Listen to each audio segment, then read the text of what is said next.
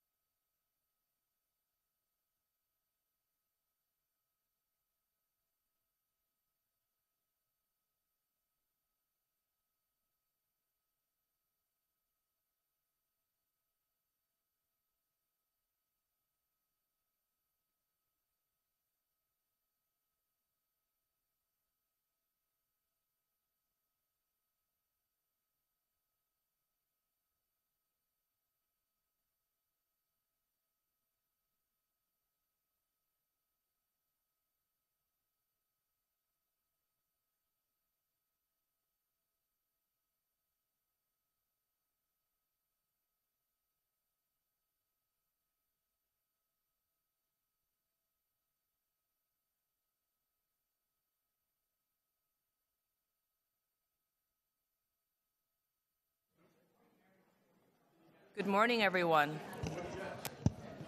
If I can ask everyone to settle in and take your seat. If you're a member of the public, then please sit into the gallery. And for those who are on the Community Council, if you're in the room or if you're in the hallway, please come along and hopefully you can join us for the meeting today.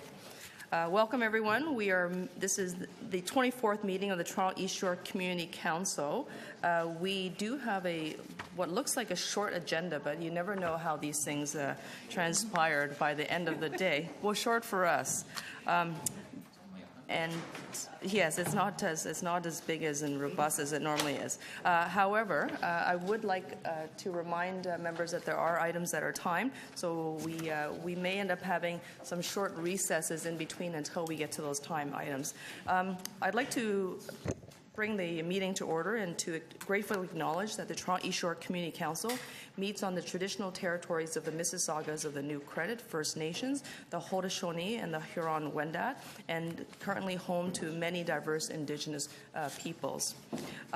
We can begin our meeting. Are there any declarations of interest under the Municipal Conflict of Interest Act? Seeing none, thank you. Can I please have a mover to confirm the minutes of April the 4th, 2017? Thank you, Councillor Layton. All in favor? Thank you. Any opposed? Great, thank you. We will begin our agenda on page 6768. Chair, yes. Just if before we begin, if I could just acknowledge that we have some visiting students here today. Just before we start, there is a grade 10, do you guys want to stand up? Grade 10 civics class from Havergal who's visiting here today. And I will embarrass one of the members who is Leah Thompson. Councillor Michael Thompson's daughter is here today, a future mayor or councillor, or so I'm told. And so guys, welcome. You're about to see how City Hall works. Okay. Welcome. Great. So glad you can join us, folks. So we are beginning our agenda in the goldenrod paper. It's page 6768. The first item is TE 24.36, appointments to the Business Improvement Area Boards of Management, wards 27, 28, 29, 30, 31, 32. Can I have someone move to adopt the recommendations in the report? Thank you very much, Councillor McMahon. All those in favor? Any opposed? Thank you. TE 24.37, 6 Noble Street, zoning amendment application preliminary report, Ward 14. Oh, are there deputations? Hang on tight. Don't move it yet. We may have deputations, and we do have deputations. So I'm going to hold that item down for deputations. We can proceed to item TE 24.38. 782 Spadina Road Official Plan Amendment and Zoning Amendment Applications, Preliminary Report, Ward 21. Councillor Mihevc. My apologies, I haven't been paying attention. What number are we on? We're on TE 24.38, 782 Spadina Road, OPA Zoning Amendment. Oh, yes, absolutely.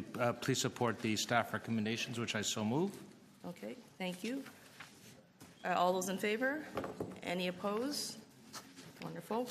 TE 24.39, 1677, 1679 Bathurst Street, and 73 to 74 Elderwood Drive, official plan and zoning amendment applications, preliminary report, Ward 21. Councillor Mihevc. Thank you. Support the staff recommendations, which I so move. Okay, all those in favor? Any opposed? Thank you, that's adopted. TE 24.40, 145 to 149 Chaplain Crescent, zoning amendment application, preliminary report, Ward 22. I move the report with the standard amendment for an expanded notice area. Okay, all those in favor of the amendment, indicate your support. Item is, any opposed? Item is adopted. Okay, any opposed? TE 24.41, 319, 321, and 323 Jarvis Street zoning amendment application, preliminary report, Ward 27. I would move to adopt the recommendations in the report and with the expanded notification area, although we just already had our meeting. Yes, we got ahead of ourselves. All those in favor of the motion before you? All those opposed? Item amended, as amended? Any opposed? Thank you. TE 24.42, TE 24.42, 187 to 183 Parliament Street, official plan and zoning amendment application, preliminary report, Ward 28.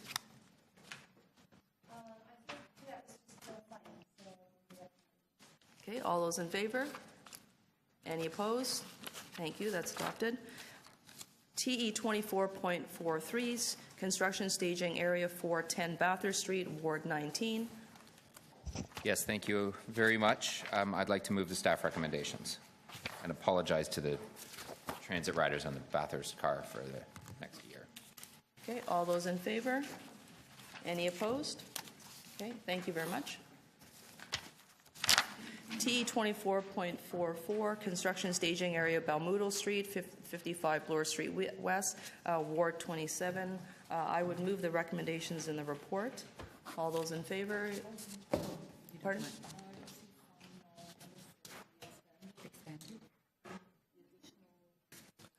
Hold on.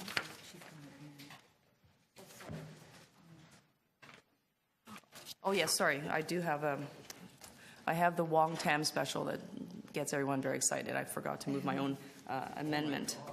Yes. I'll read this once, only just to summarize. to direct the applicant to sweep the construction site daily and nightly and as frequently as needed to be cleared of any construction debris, make sure that the site is washed and cleaned daily and as required to made safe, direct the applicant to consult with transportation services to ensure that any bicycle lanes can be kept open, install the appropriate signage.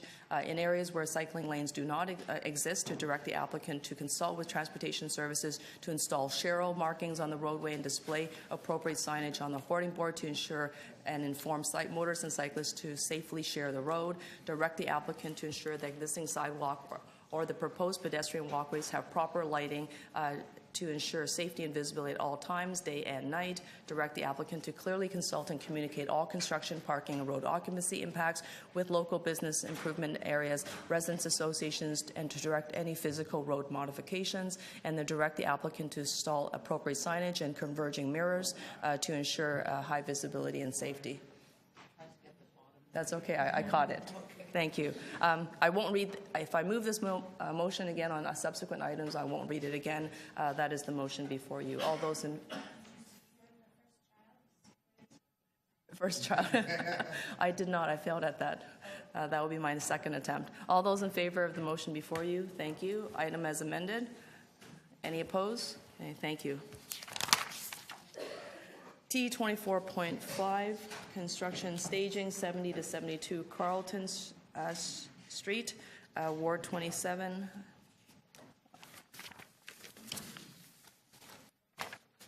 I'll be moving the same motion that I just read out loud. And all those in favor of the amendment? Any opposed? The report as amended? Any opposed? Anybody waking up, staying awake? Okay.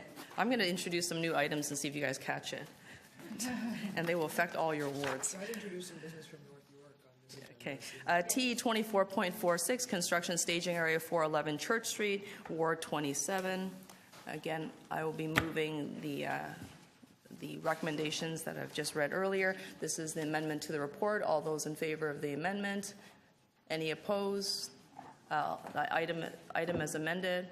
Any opposed? Okay, thank you. And we do have a construction management working group on those two items. Lots of work there.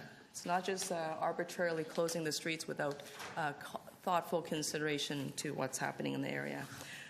T24.47, construction staging area 159 Wellesley Street East, Ward 27. Again, I'll be moving the amendment. All those in favor of the amendment, indicate your support. Any opposed? Item as amended. Okay. Any opposed? Thank you. T24.48, construction staging area 899 Queen Street East. I'm happy to say is not in my ward, Ward 30. Okay. Moving along, T24.49, installation and removal of on-street accessible parking spaces, April 2017, delegated wards 14, 18, 20, 22, and 32. Who wants to take that on? Councillor Bailão? And you're moving the recommendations in the report. All those in favor? Any opposed? Seeing none, that's adopted. T24.50, installation of on-street accessible parking space, April 2017, non-delegated, Ward 27. I'll be moving the recommendations in the staff report. All those in favor? Any opposed? That's adopted. Thank you. T24.51, parking amendments, Margarita Street between Bloor Street West and College Street, Ward 18. Approve staff recommendations. Okay, all those in favor? Any opposed? Thank you, that's adopted. TE24.52, parking amendments, Bellar Street, Ward 27. I will be moving the recommendations in the report. These are the staff recommendations. All those in favor? Any opposed? That is adopted. Thank you. TE24.53, parking amendments, James Street, Albert Street, Ward 27.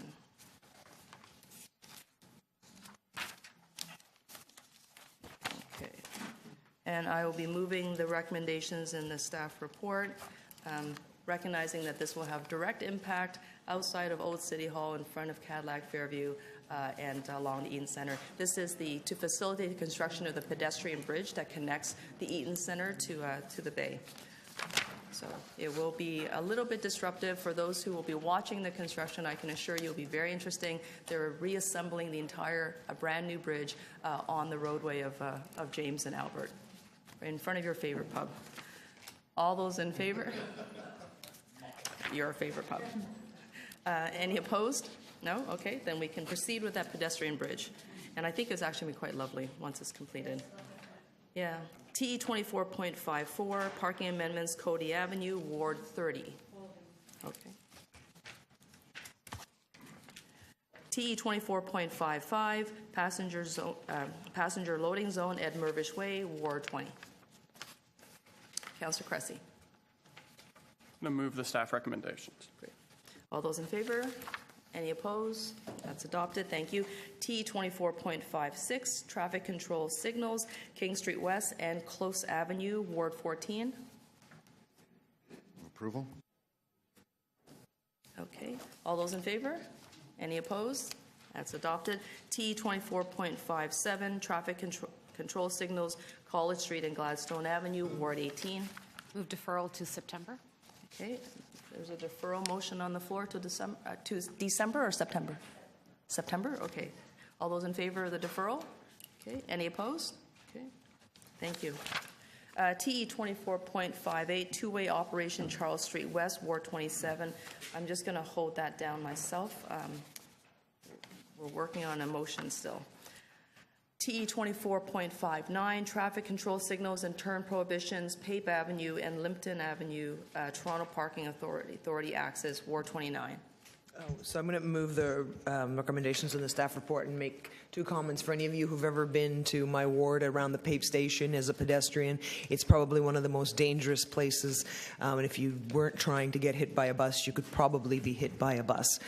So this has been a sore point in the community that we don't actually have some kind of traffic lights to get over what is the informal path for most people to get to Pape Station. So I want to thank staff from transportation. I also want to thank TTC staff for finally listening to the community and for the safety of all the people that are using Pape Station and crossing illegally across Pape Avenue.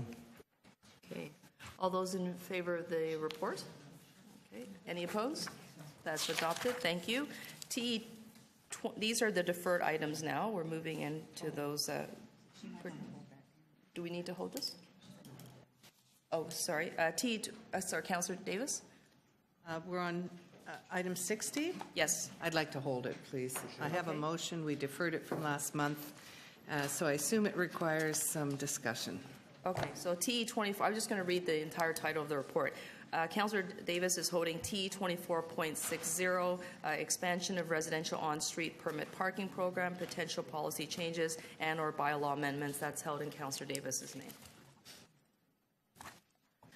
TE 24.61, Bollards, Salter Street, Ward 30. It's the Bollards. I'm holding those for now. Hold. I have to talk to staff about that. Okay. TE 24.62, proposed installation of speed bumps, June Callwood Way, Ward 30. And I'm moving the staff recommendation. Okay. All those in favor? Any opposed? That's adopted. Thank you. TE 24.63, traffic calming Barry Avenue, Ward 21. Alternative recommendations, I'd move. Ask for your support. Which puts front yard parking on every house? Oh, just kidding. Sorry, Councillor. So, Councillor Mihevik, just to confirm, clerks are just wanting you to repeat that one more time. These are the alternate regulations, our alternate recommendations, which are in the body of the report, which allows for polling to proceed. Good. Okay. All those in favor? Okay. Any opposition? No. Okay. That's adopted. Thank you. TE 24.64, another deferred item from February, traffic calming Dewborn Avenue, Ward 21. A move deferral for a month, please. Okay, all those in favor? Deferral? Any opposed? Thank you. TE 24.65, traffic calming Delise Avenue, Ward 22. Delisle. Oh, yes, sir. So I'm moving the alternate recommendations to allow for the polling. Okay, all those in favor of the motion on the screen? Okay, sorry. Any opposed? No? Okay, that is adopted. Thank you. T 24.66, traffic calming Hillsdale Avenue West, Ward 22. And we're doing the very same thing there, the alternate recommendations to allow for the poll. Okay. Motions on the screen. All those in favor? Any opposed? Seeing none, that's adopted. T 24.67, traffic calming Badgerrow Avenue, Ward 30. Yes, I'd like to introduce that, please. Oh, sorry, I'd like to move the alternate recommendations. Okay. Moving the alternates. There's a motion on the screen. All those in favor? Any opposed? That's been adopted. Thank you. TE 24.68, traffic calming Cody Avenue, Ward 30. I'd like to move the alternate recommendations. Great. Motions on the screen. All those in favor? Any opposed? That's adopted. Thank you.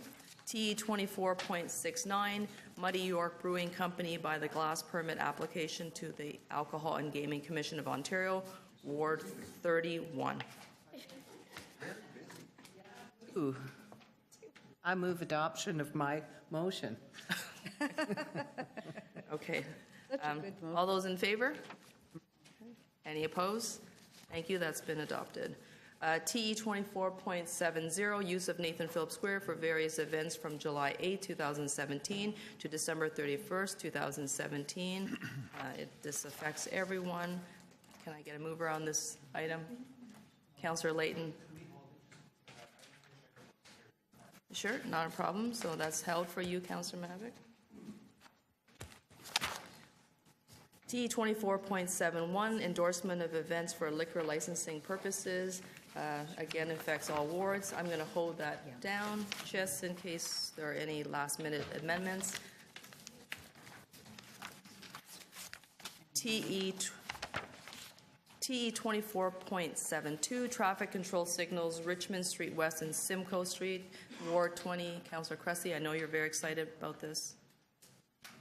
Sorry, which item is that? He's usually excited about every subject. See, it's Richmond and Simcoe Lights. No, I know. I'm going to move the staff recommendations, and I want to thank staff for all their hard work on this under tight timelines. Okay. All those in favor? Recommendations in the report. Any opposed? Yes, of course. There's a request for a recorded vote. Indicate your support. All those who support safety, traffic signals. Okay. All right, here we go. Making the call. Councillor Davis, Councillor Mahevic, Councillor Fletcher, Councillor Cressy, Councillor Wong-Tam, Councillor Fragedakis, Councillor Layton, Councillor Perks, Councillor McConnell, Councillor Matlow, Councillor McMahon, Councillor Bailao. Thank you. Hang on tight. Let me just, we're going to,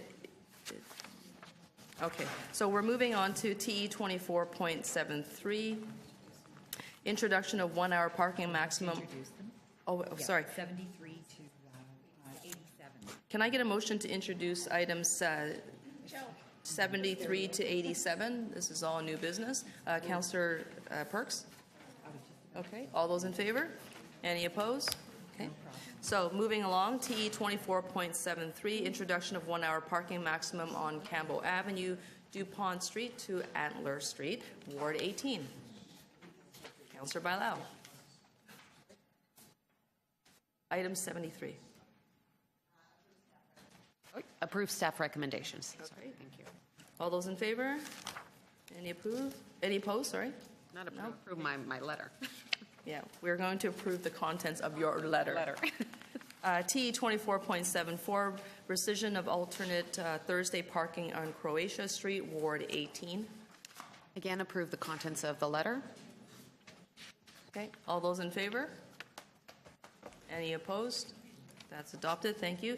TE 24.75, reopening of item traffic regulations, Waterloo Avenue and Stonehouse Crescent, Ward 18. Again, approve the contents of the letter. Okay, all those in favor? Any opposed? That's adopted. Thank you. TE 24.76, Arlington Avenue, request to implement 1-hour parking, Ward 21. The approval of the recommendation. All those in favor? Any opposition? Is that an opposing hand? Red letter. Thank you. It won't matter. You outvoted anyways. No, they can. Okay, that's been adopted. Thank you. TE 24.77, appeal of denial of Boulevard Cafe permit located at 511 Bloor Street West, Borden Street, Flankage, Ward 20. Councillor Cressy. I'm going to move the recommendations in my letter. Okay, And the amendment, sorry. okay. All those in favor, there's a motion on the screen. Okay. Any opposed? And item as amended? Any opposition? Nope. Okay, that's adopted. Thank you. T 24.78, Croft Street traffic calming measures, Ward 21. I believe it's Ward 20. Oh, sorry. Ward 20? Yes, sorry, Ward 20. Okay. Yeah, we'll fix it. I'm going to move the recommendations in my letter that have been submitted. In my letter. My letter. All those in favor? Any opposed? Okay. T 24.79, 485 539 King Street West, community consultation meeting, Ward 20. I'm going to move the recommendations in my letter for expanded notice.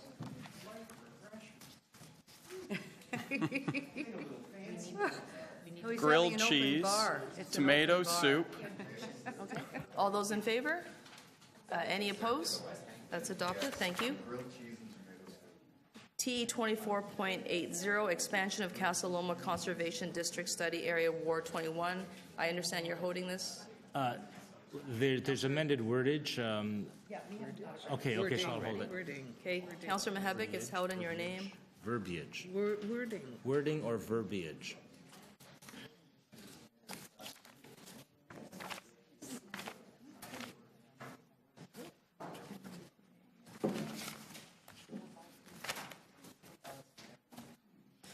TE 24.81, installation of always stop controls at Glen Road and Roxborough Drive and Glen Road and Binscarth Road, Ward 27.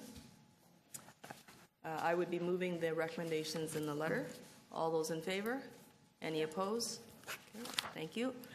TE 24.82, realignment of permit parking area 6G to exclude 200 Dundas Street East, Ward 27. I will be moving the recommendations contained in the letter. All those in favor? Any opposed? That's adopted. Thank you.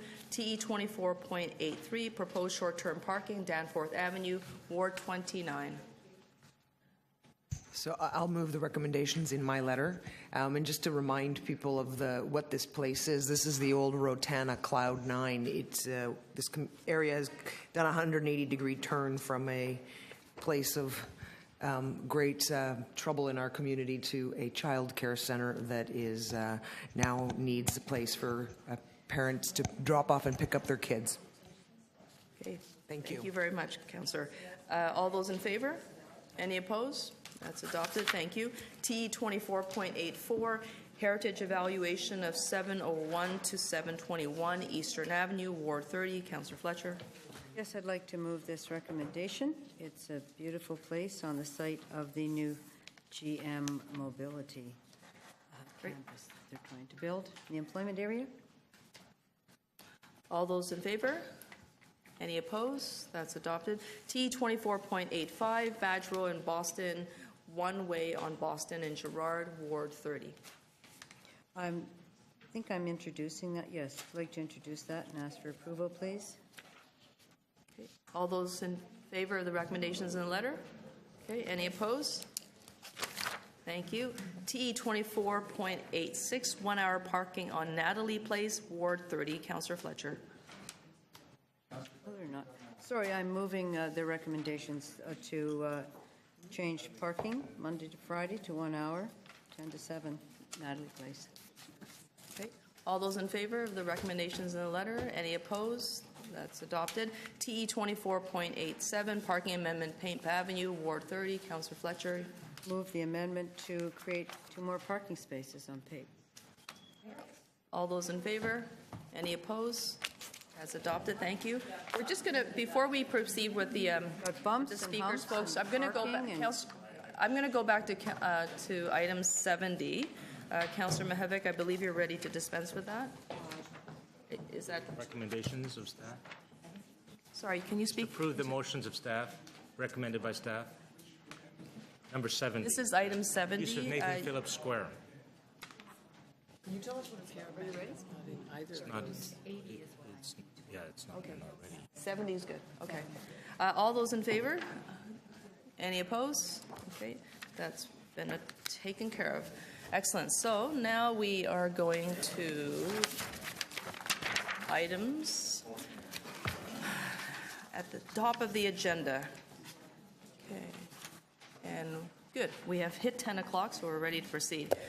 TE 24.1, naming of the public lane located east of Shaw Street, extending between DuPont Street and Melville Avenue, Ward 19. Are there any speakers to this item? Members of the public, we are on item TE 24.1, naming of the public lane located east of Shaw Street, extending east DuPont Street and Melville Avenue. Any members of the public who'd like to speak to this item? Seeing none, we'll bring this right into council. I'm happy to move staff recommendations. And all those in, any questions on the mover? No? Okay, all those in favor of the staff recommendations? Any opposed? That's adopted. Thank you. TE 24.2, naming of the public lane extending north from Hanson Street between Rhodes Avenue and Coxwell Avenue, Ward 30. Are there members of the public who would like to speak to this item? We are on item number 2. Naming of the public lane extending north from Hanson Street between Rhodes Avenue and Coxwell Avenue. Seeing no speakers from the public, anyone to speak to this item? Yes, Councillor I Fletcher? will.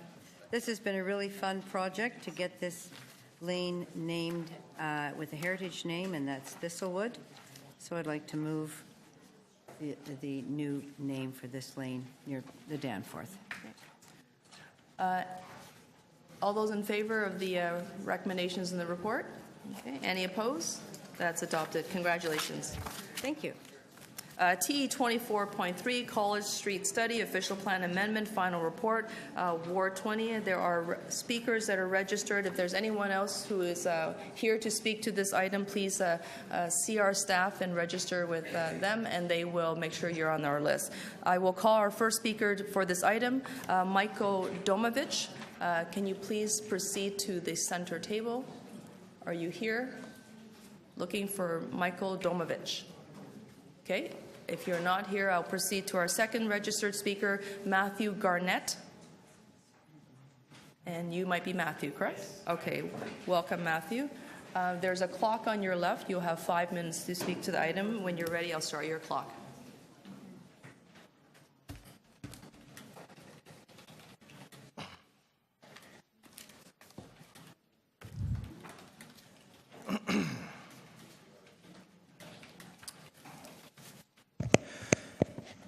Hello, Council. Everybody hear me okay? Yes. Thank you very much for having me. I am here on behalf, my name is Matthew Garnett. Nice to see some of you. I'm here on behalf of 1709492, Domus Group, Ontario Limited. I'm here today to talk about our holdings at 291 College Street West. We respectfully are coming before you today, the Toronto East York Community Council, to request a deferral of this motion. The basis upon our request stems primarily from the fact that there were urban design guidelines that were due to be released or made available to interested parties in the staff report dated April 10th. The design guidelines were to be an aid in evaluating the impact of the draft OPA, which would have an effect on properties located within the boundaries of the College Street West study.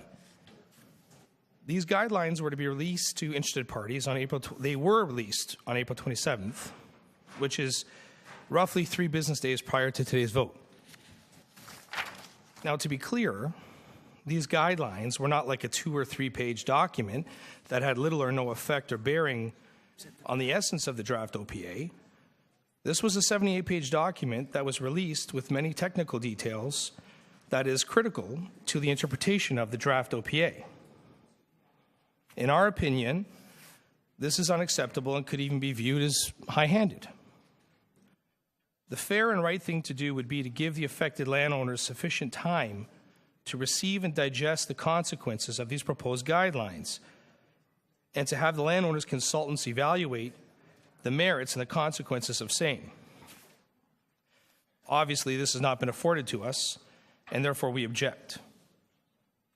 Furthermore, we object to the statement on page 2, item number 7 of the April 25th staff report, which indicates that the revisions between the 10th and the 25th staff reports were technical in nature and that they didn't really require any further public consultation. Respectfully, we did not agree.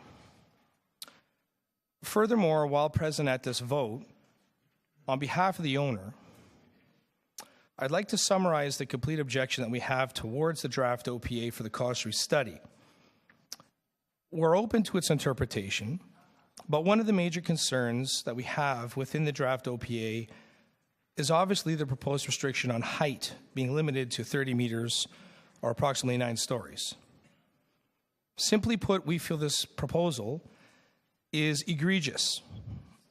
The intersection of College and Spadina is in the core, the city core, the Toronto core, in the downtown zone, and therefore, in conformity with the provincial policy, tall buildings and high density are to be encouraged and embraced by municipalities. To be limiting height, as is proposed, we feel would fly in the face of logic and completely undermine the provincial requirement of intensification along major transit corridors, being that of Spadina and College, which has exactly that. An east-west transit route along College and a north-south transit route along Spadina. We feel if height isn't going to be supported here, then where on earth should it be? This proposal, respectfully, we feel, puts the City of Toronto backwards and does nothing to propel us forward in our efforts to reshape this city and to make it the amazing city that it is promising to become. If cities like Vaughan and Markham and Mississauga are all looking to us to set an example of how to embrace density and height and re-intensification along major transit corridors, and Vaughan and Markham are now allowing 40 to 50-story buildings, then why on earth are we actually looking at limiting this to 9 stories? Dear Council, if you will not consider our objection to the proposed draft OPA for the College Street study, then at the very least, we urge you to consider the merits of granting us, the landowners, a little bit of time to review this 78-page document to see how we can work it out with our proposed plans. I thank you for your time. Thank you very much. Actually, Matthew, before you go away, I believe there's questions for you. Of course. Councillor Cressy. And Matthew, thank you for taking the time. No problem. Thank you, Councillor. Raising your concerns. I do appreciate it. Just 2 questions. One, over the course of the 3-year period, there were a series of public meetings, 3 of them. Yes. I'm just curious whether you and your team participated in any of those meetings. So I wasn't party to them, Councillor, thank you, but my principal was. Okay. So they did participate. I heard your concerns, but I just wanted to make sure they did. Yeah.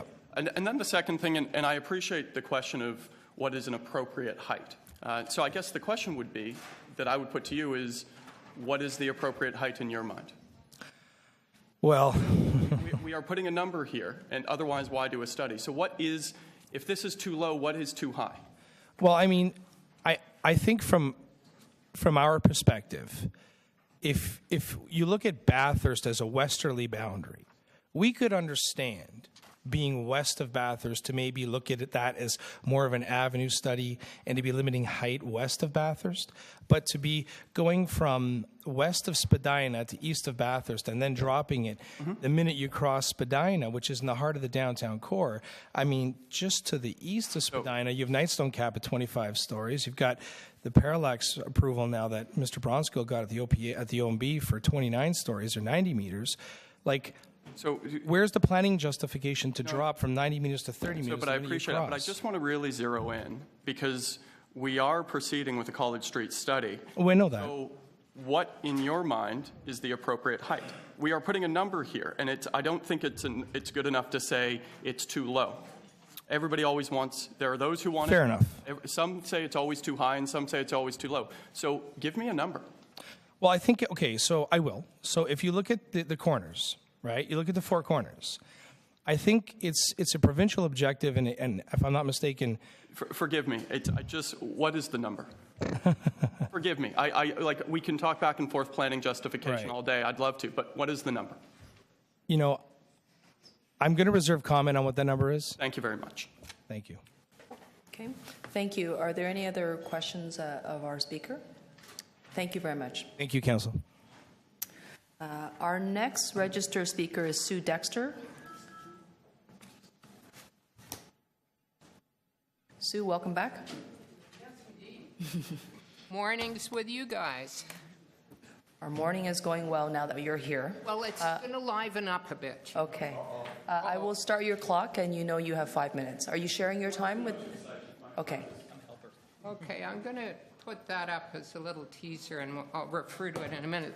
This is Sue, do you want to just shift over the image on the screen just so we can see the writing on the right-hand side there? There you go. Well, okay. It's kind of not... You are a person for detail, aren't you? I want to make sure that we get everything you want to give us. Oh, yeah. Well, I'm happy to go. I'm an easy push. I'm Sue Dexter, Harvard Village Residents Association. This is my colleague, Robert Stambula. We're on the planning committee of Harvard Village. And we're here on two missions. The first is to applaud the College Street study. And the second is to draw your attention to an unusual and rewarding process which might be applicable across the city. We're veterans of 5 Avenue studies and the U of T secondary plan, and we think we've hit on a recommendation of our own to you. We all know the usual formulation of studies: working group, meeting room, public meeting, report. But in the College Street process, we've hit on something else: community and city engagement of an unusual kind, and we want you to know how it worked. We're all used to walking around the city. We think we know what's there, and we think we're capable of planning it in a room somewhere else. Not so. First, a confession. We were on the working group. We were the spokespeople for our neighborhood, and we didn't have a clue. We knew bits about it. We thought we knew about it, but we actually didn't. Bob Stambula was walking around one day, and he said, "Did you notice all the heritage buildings on Spadina?" And I thought, oh, they're kind of junky buildings. I mean, who knew? Who knew? And he had seen there were lots of 3- and 4-row Victorian business buildings with lovely decoration hidden behind the clutter of signs. There had been a block of heritage already identified on the strip, and occasional others, but nothing more. Was it worth looking at, was Bob's question.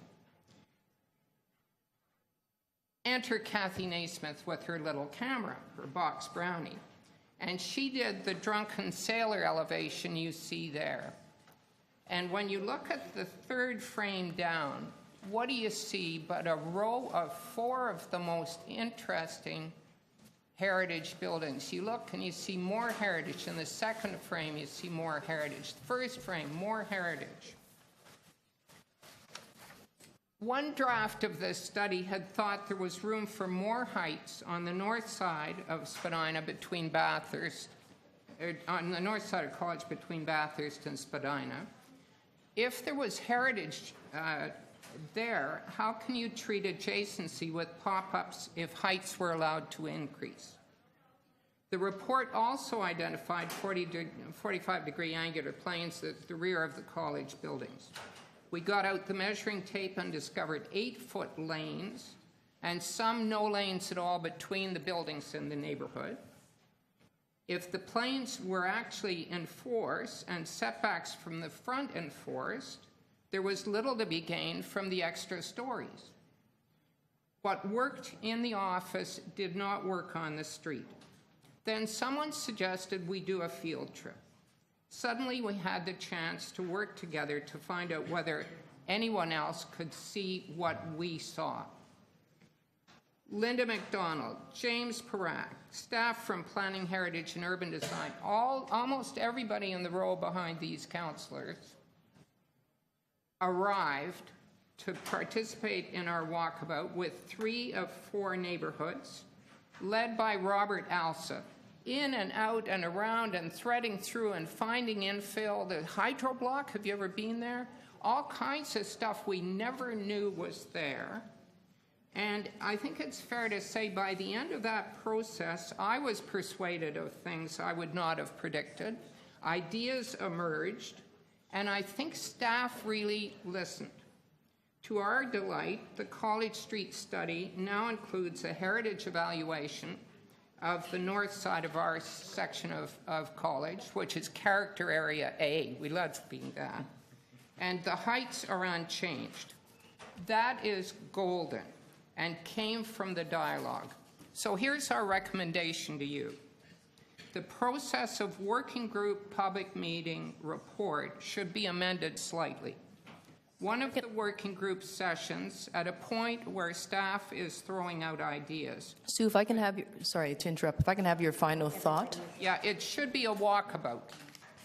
Build in a walkabout, because that's the only way of knowing what's actually there and for everybody to understand what's there. Okay. And you can do it. It's easy. It's a really great idea. Thank you. I believe those guys did it, though. I believe Councillor Cressy may have a question for you. Yeah, ask me a question. Okay.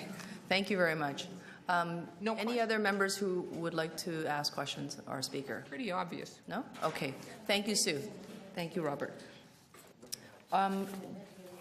I'm going to just acknowledge Councillor McMahon. I know she has an announcement she'd like to make. Good morning, everyone. Sorry to interrupt this item, but I just wanted to take the opportunity to welcome the Environmental Commissioner of Ontario, Dr. Diane Sachs, who's here with our Chief Planner today, and she's I'd like to thank her for all the great work she does, and look forward to hopefully hearing from her about our big Transform TO report coming to Parks and Environment this week. Thank you. Wonderful. Thank you very much, and welcome. So are there any other, we're coming back to item 24.3. Are there any other members of the public who are here who would like to speak to this item? Okay. Seeing none, we're just going to bring this into Community Council. Any members of Community Council who would like to ask questions of staff? Councillor Cressy. To Mr. Lintern. Mr. Lintern, there's been some correspondence, and we've heard from a deputant raising some questions. Some of the correspondence has related to previous rezonings that have already been approved, but site plans not received. Others related to potential applications. If a motion was brought forward asking City Planning to report directly to Council regarding the matters raised in correspondence, would you be able to do that? Yes, through you, Madam Chair, that would be fine. Those are all my questions. Thank you. Okay. Are any other members who would like to ask questions of staff? No? Okay. Anyone to speak to this item? Councillor Cressy, to speak? Yes, I'll kick it off. I was asking Councillor Perks there for a moment to say, buy me 30 seconds to organize my thoughts. Buy me 30 seconds. So what was that between you and Councillor Cressy just now? You planned that, didn't you? I'll take the fifth. Pardon me?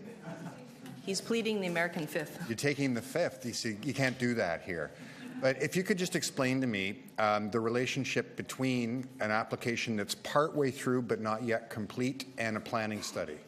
We run into this all the time. I was wondering if I could get some advice. Through Madam Speaker or Chair, it really goes to weight. We have applications that come in before studies, during studies, and after studies. If they come in before studies, they will argue that they should be evaluated based on the rules that applied at that time. But we learn through the evaluation of that application, and if a study commences during the evaluation of that application, that there are learnings from the analysis that we may apply to that application. And ultimately, it goes to weight as to what our advice is to City Council at the end of the day. We have a number of applications that have been approved, and some of them under construction in this area. Other applications that are under review. There are some, and one of the speakers spoke to a piece of land where they have not yet filed. So the urban design guidelines and the official plan amendment that Council is being asked to consider will apply to any new applications. Thank you. Okay. Any members to speak? Councillor Cressy? And thank you, Councillor Perks. I'll begin by moving a motion, if it can be put on the screen, along with the staff recommendations. And this is requesting City Planning to report directly to Council regarding matters raised in correspondence, as well as by our deputants. And if I could make a note on that, that includes a recommendation from our deputants to look at walkabouts being part of all our processes for planning studies. Let me speak briefly about the College Street study and what brings us here today. First of all, I want to thank our residents for a very engaged process. This has been more than 3 years in the works. We have had more than 8 meetings, in addition to a working group and a walkabout. And there aren't just 3 residents' associations along this corridor. In fact, there are 6, because we have 3 different residents' associations in Kensington Market, all of whom support this. So I want to thank our residents for not just being part of the process, but in fact, helping to improve it and make it better. I want to, in particular, because so much work has gone into this, recognize staff, City Planning, Michelle and Linda, who are here, Heritage Preservation Services, Tamara, Samara, and Guy, who did a great deal of work, and Urban Design, James and Ran. And I want to note Linda McDonald's and James Prack in particular, who really took the reins on this one and helped to ensure that we drove this to a positive outcome. And as well, property owners right along the corridor who have been part of this process. The context for the College Street study, this is Bathurst to McCall. It is a range of diverse, not just neighbourhoods, but different characters. You have Kensington Market, Harvard Village, the Node at Spadina and College, you have the University of Toronto, you also have the Grange. And these are, as have been articulated in the study, 6 distinct characters, each of these, and 6 distinct character areas. And in looking at this study, of course we've dealt with that which we always deal with, built form. What are appropriate heights, street wall conditions? We've looked at the built form. But as we know, the success of these character areas cannot be looked at solely in the context of built form, which does matter. It's the experience at the street, and this College Street study speaks to that. Public realm, green spaces, retail floor plates in some of the areas. That matters a great deal for the character of these streets. And of course, heritage, both looking at specific properties and how we relate, including how we protect certain views on college, around Knox College. Now, when we do these planning studies, and all of us in this chamber deal with these planning studies frequently, we do it with the full recognition that our city is growing, and with the recognition that we can't grow out, therefore we must grow up. That is the framework upon which we conduct these planning studies. It is not to prevent development, but in fact to plan development. And in doing so, we're doing that with the full understanding that we need to ensure that we are building these neighborhoods, not just building buildings, that we value the stable neighborhoods in Toronto, but we don't want the stable neighborhoods in Toronto to be places where only the wealthy can live. Therefore, we must intensify on the edges around the stable neighborhoods in an appropriate manner.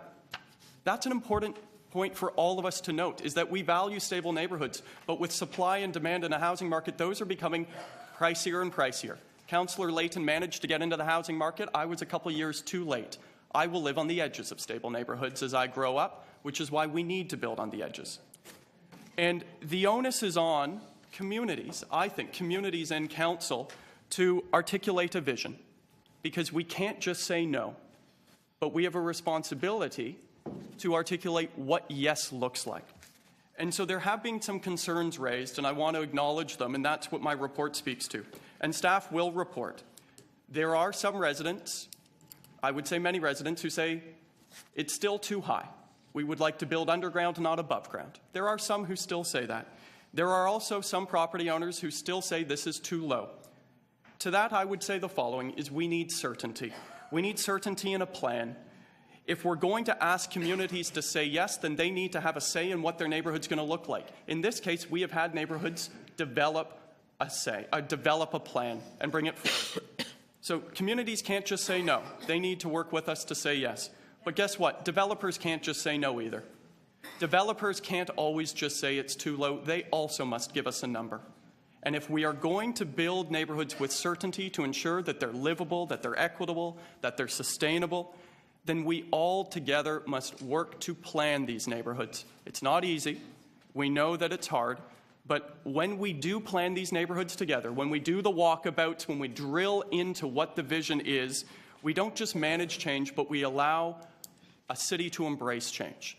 And that's what this study does. And again, I want to thank the residents. I want to thank our city staff.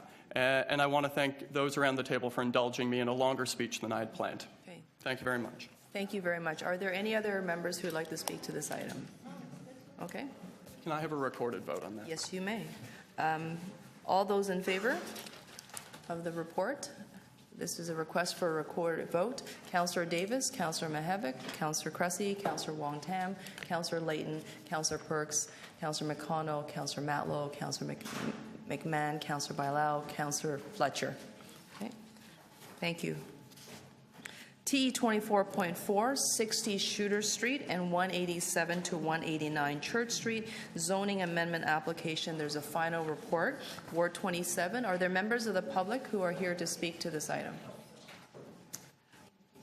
We are on item number T 24.4, 60 Shooter Street, 187 to 189 Church Street. No members of the public. I know that there was one. Mark Smith could not stay. He's pointed out some questions for me, which I may ask for him to staff at that appropriate time. Are there any members of the public who would like to speak to this item? Okay. Then we'll bring it right into Community Council. Questions of staff? Okay. I will have questions of staff. Largely, I'm taking this on behalf of Mark Smith, who was not able to stay to provide his deputation. Questions of staff. Do you believe that community impact has been fully studied on this application? Have the voices of the community been adequately considered?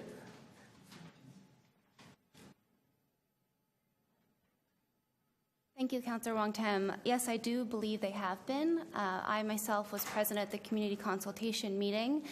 We answered and responded to those who were present, and following that meeting, I've been engaged with members of the public who had questions, and those were taken into consideration when forming the recommendations of the report. And how many members of the public attended that public meeting? Do you recall? There were roughly 8 members. 8 members of the public to attend a meeting with a 42-story tower proposal affecting heritage building. Is that correct? At the time of the community consultation meeting, the proposal had changed to a 29-story building. And yes, there were only 8 members present. And do you believe that might be one of the reasons why we saw so few people come out for this meeting? The fact that the height of the building was already dramatically reduced? It could have been. I can't exactly speculate that. There's no provision of social housing that's being provided in this application. Is that correct? That's correct. Do you believe we should be pushing to increase the affordable housing stock in the City of Toronto through applications such as this, especially in neighborhoods such as this? Through this application, we are allocating Section 37 money towards affordable housing. And just to supplement Ms. Goslett's comment, it is a key issue that we're examining through TO Core. at the direction of committee and through the work that we've been doing with communities across the downtown, looking at how we can improve the policy frameworks to actually integrate affordable housing and a wider range of housing that serves a greater number of people.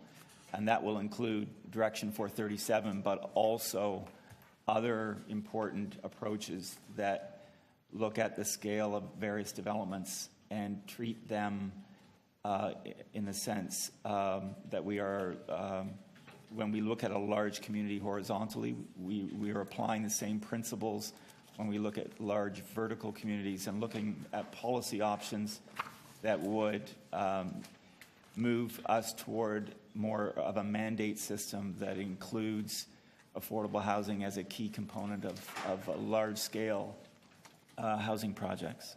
But in an area that has been economically depressed, an area that has seen quite a significant number of development applications, is it not the role of city planning as well as city council to advocate that all development provides some form of affordable housing? Do we not have the power to do that? Currently, we don't have a policy regime that allows the inclusion of the affordable housing component on an as-of-right basis or on a more deliberate basis. It has to be secured through a Section 37 mechanism. And that's why in TO Core, we're looking at a more robust policy framework, as I described, looking at large-scale developments that integrate this as an essential element of large-scale developments. And if you did have the planning powers to insist that applications that are coming through requesting additional height and density, if you have the powers to insist that there be provisions of affordable housing on site, would you use those powers? If they were enforced official plan policies or other policies of City Council, yes, we would. The proximity of this particular location to hospitals seems to bring about a thought that there could be a correlation of this site to provide housing for seniors. For the reasons that you were not able to push for affordable housing in this site, are you able to advance and push and advocate for affordable housing for seniors on this site? Is it the same rationale on why you can't do it? I would say it's generally the same. Certainly from a program point of view, we can encourage, and we do encourage applicants to think about the neighborhoods they're building in, but we don't have a policy mandate to do that. And that would have to come from the province? Well, ultimately, powers both from the province, but also policy regime that we install in the city's official plan. And then just a final question to planning. In your professional opinion, we have a staff report that's proving approval. Is it correct to take it under consideration that you are satisfied with the application? You believe this constitutes good planning for the area? Yes, Councillor, that's correct. A question to heritage staff. This application does affect heritage properties on the site. Are you satisfied with the considerations and treatment of the heritage property on site? Yes, through you, Madam Chair, we looked very closely at the adjacency, the adjacent heritage properties, and also the impact of this project on St. Michael's Cathedral in terms of shadowing, and we're satisfied that the impacts have been appropriately mitigated. And that the applicant has been cooperative working with you throughout the process? Yes, that's right. Okay. Thank you very much. Are there any other questions for our staff? Okay. I'll be moving the recommendations in the staff report. I recognize that Mark Smith was here and not able to stay behind to depute. I took the time to ask some of his questions. I know that he may be reviewing the proceedings afterwards, or perhaps he may be coming back and asking additional questions. Applications that are coming into the downtown east, into our garden district, obviously cause the community quite a bit of concern. We're starting to see far more applications than we normally have seen. However, I do believe that the staff have done the very best that they can to review the application. The application has not generated necessarily a lot of correspondence in any way as I compare to other files that we have. And it doesn't mean necessarily that those concerns are not legitimate. They're just not as loud as we have, as they have been. But I think that staff have clearly demonstrated that they have vigorously vetted the application. They have worked with the applicant to bring the height of this building from 42 stories to 29 stories. The treatment of heritage is now considered appropriate. There is security of some benefits for the local community that includes a significant contribution to streetscape improvement, to public art, to housing, as well as community and cultural space enhancements. There's also the provision of 10% family-size units in the building with at least 3-bedroom, with 34 units of three-bedroom condominiums, 2-bedroom at 97 units, representing 30%. Only 7 units of these, as proposed, are bachelors, which is rather unusual, but that's what we have. You know, much can be said about intensification, and I think that what would be great if we can get to a place where we're able to ensure that there is some semblance of affordable housing in every single development application. That is the ideal situation, or at least provide a very powerful planning tool that allows us to secure additional benefits that can help people, especially in a very heated housing market. Unfortunately, those tools are not before us today, and I think that the staff have done the very best that they can to work within the framework and the legislative tools that they have. And I am satisfied that this constitutes, for our community, a good development application, given the process that has taken place. And with that, I'd be asking for your support to adopt the staff recommendations. Any questions of the mover? Seeing none. All those in favor of the recommendations in the report? Okay. Any opposed? Seeing none, that is adopted. Thank you very much. Moving on, we are on item number TE 24.5, 480 to 494 Yonge Street and 3 Grosvenor Street zoning amendment application and rental housing demolition application. This is the final report. Are there any members of the public who would like to speak to this item? Okay, we're on item TE 24.5. Catherine, are you here to speak to this item? That is it. Okay. Catherine, if you want to loudly state your name into the microphone, and you have 5 minutes when you're ready. I think the mic is on. Okay. My name is Catherine Holden. I am here on behalf of the Bay Clover Hill Community Association, in which this particular development is located. This development is being given the support of our association. We have worked for a long time on this particular development. It took us to the OMB for the Official Plan Amendment 183, which is the North Downtown Yonge Planning Framework turned into policy. And based on policies coming out of that particular OPA, there are restrictions on shadow to be created in a brand new park in our community. That has dictated the height of this building. The building was sold from the body assembling the land to Crestford Developments, who are presenting the plan for this property. We held a working group that went for 3 sessions in January, February, March of this year. It started out a little bit with a few ruffled feathers, let's say, but they eventually turned into quite a smooth working group, which did not really tamper with the tower particularly, except for a little bit of adjustment around where the clock tower is situated. However, it did tamper significantly with the ground level and the podium area and the lane area. And the community is pleased with those changes. We do not like towers on Yonge Street, but it is a reality, and so we have to say yes to those things. And so, as a member of the community, I suggest to the council that we are satisfied with this as a development in our community. We think it contributes to the community. We have had one outstanding issue with Crestford. We had asked them to support the community association with an upfront payment of 5 years membership for this building, and that was outstanding when I mailed the letter to the clerk.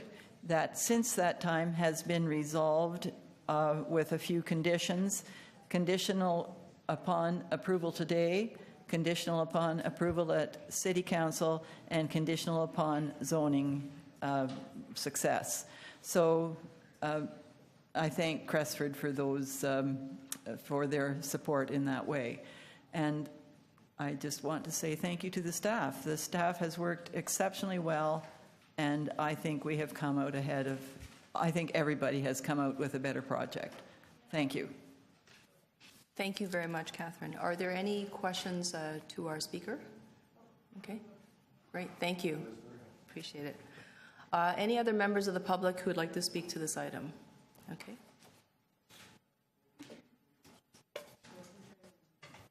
We are on item number TE 24.5, 480 to 490 Yonge Street and 3 Grosvenor Street.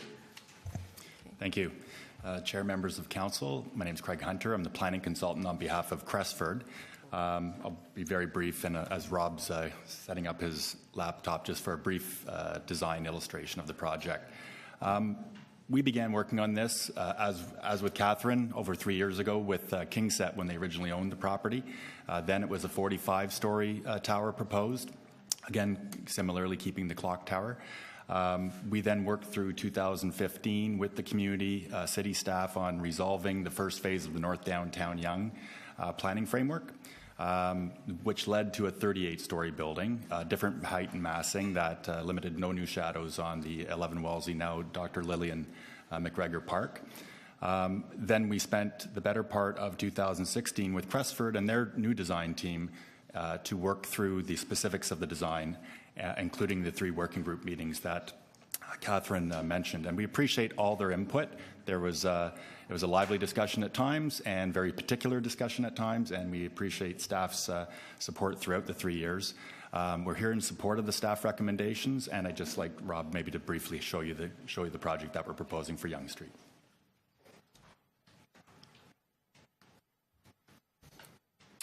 Good morning, members of council. I'm Robert Cadeau with Architects Alliance, and we are the architects of 480 to 490 Yonge Street, and we've been working with Crestford Developments on this project. When Crestford purchased the site, there was a settlement plan in place on the site, and so our design really was we created a tower within the envelope of the existing settlement plan. And so what I'll take you through is really just some of those refinements, and I think really what I want to speak to today is just the attention that we gave to the podium of the building through the discussions with the community, the councillor, and the planners in terms of developing a consensus and I think an improved design that resolved the heritage issues pertinent to the site. So I'll just take you through. So the first plan on the screen is really the site plan. It's a little hard to see, but I think the critical thing there is the clock tower itself, which is the square sort of in the lower right-hand corner. And we resolved to shift the clock tower 900 millimeters eastward. And what that did was just brought the clock tower slightly more into public prominence on the street from Yonge Street, and also just gave it a bit more of breathing room, so to speak, from the tower above. So it's just a subtle movement, but it helped just in those ways to bring some prominence to the clock tower. Also, just the salvage of 480 Yonge Street in the southeast corner, and creating a store bay on the northwest corner that mirrored that on the street. There's an amenity space on the 3rd level, which utilizes the roof of the podium. And then, of course, we have rental replacement in this building. We're doing rental replacement of 26 units that are on the site, and we meet or exceed the area of those units. And so those are on the 5th and 6th floor of the building. And then the typical condominium levels up to the 38th level of the tower. This shows you the podium when we first started the discussions, and how the kind of new retail portion bookends with the existing 480 retail portion around the clock tower. And then through the discussions, we developed this idea of this structural glass pavilion that really was a kind of ghost reference of the fire hall that was once there.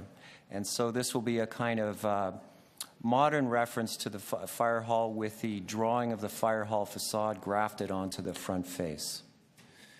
This shows the tower with the base podium in context to the base of the tower. And this is just a blow-up detail of the retail portion that mirrors 480 Yonge Street in its proportions and kind of openings and so on Yonge Street. And the final image is just simply of the top of the tower and the idea of the frame diminishing into the sky that crowns the tower. So thank you very much. If there are any questions from council. Okay, thank you very much. Are there any members of Community Council who have questions for our deputant? No? Okay. I just wanted to confirm probably two things. The clock tower was part of a very extraordinary piece of Toronto and Canadian LGBT history, known as the home of the Charles Street Tavern. In our discussions at the Heritage Preservation Board, we did talk about the importance of making sure that that history and that cultural history was going to be captured somehow in sort of the maybe perhaps in the interpretation of the heritage importance. Is Crestford, is the applicant prepared to work with the community to ensure that that is captured and properly documented? Yes, I think so. And I think there's a variety of ways we can explore doing that through the site plan approval process. So we are looking at that. Okay. And with respect to the contributions of the community who will probably want to be part of that process, there's the Canadian Lesbian and Gay Archives, who has a very rich amount of historical material there that could probably lend to the modern day interpretations of what happened. For those who are listening and believe this is to be important, this is probably one of the most important cultural sites for the LGBT community. There's a level of willingness from the applicant to cooperate with the archives to ensure that's properly captured, correct? Yes. Yeah? Okay. Great. Thank you very much. Thank you. Yeah. Okay. Any members who would like any other speakers on this item? I see that there are many people who are sitting in the public space, and I don't see a lot of deputants that are registered. If there are any members who are here to speak to any particular item that's on the agenda today, we'll need you to check in with Nahom, who is right there wearing the blue shirt, and he'll make sure that you're recognized on the speaker list, which is over here. Okay, so any members who would like to speak to this report? No? Okay. I'll just quickly move move that we adopt the staff recommendations, and with that also to thank the local community. This has been a very long process where we've had to work through a number of reiterations. We've now worked with several different property owners, and now finally with Crestford.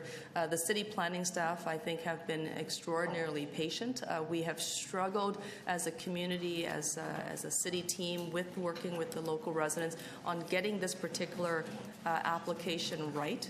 I think that there is a lot that can be said about the development that are being proposed for Yonge Street. There's obviously a topography built form change that is happening. We are trying to do the very best that we can to capture the essence of Yonge Street through the Heritage Conservation District by the inclusion and introduction of new community assets such as the parkland at 11 Wellesley. But it has been a wonderfully a wonderful journey of conflicts at time, and oftentimes what has been so remarkable about the evolution of Yonge Street is that we've been able to grapple through some really tough situations and generally have come out as a united front moving forward, whether it's the Heritage Conservation District or making sure that the downtown Yonge OP is going to be defended, whether it's new development applications and how they sort of abut a low-rise community that surrounds it. We talked about the intensification on our major avenues. This area and this street is seeing more intensification than most others, and so we recognize that we have a responsibility to review every single application with a lot of care and consideration, and to bring about all the different voices and to make sure that they're heard and that they're legitimized. It has not been easy. I recognize that there's been a huge volume of work, well represented and documented in the 3 working group sessions that we've had on this. This application goes back several years, and there is a lot of interest on how we actually make sure that the rich history that is captured in the fire hall, that is captured in the Charles Street Tavern, how do we bring those stories back to life to make sure that it's relevant today? Because those battles that perhaps took place in the 1980s with the bathhouse raids and the riots, the political stomping ground and the organizing space for the early LGBT movement, this is Toronto history.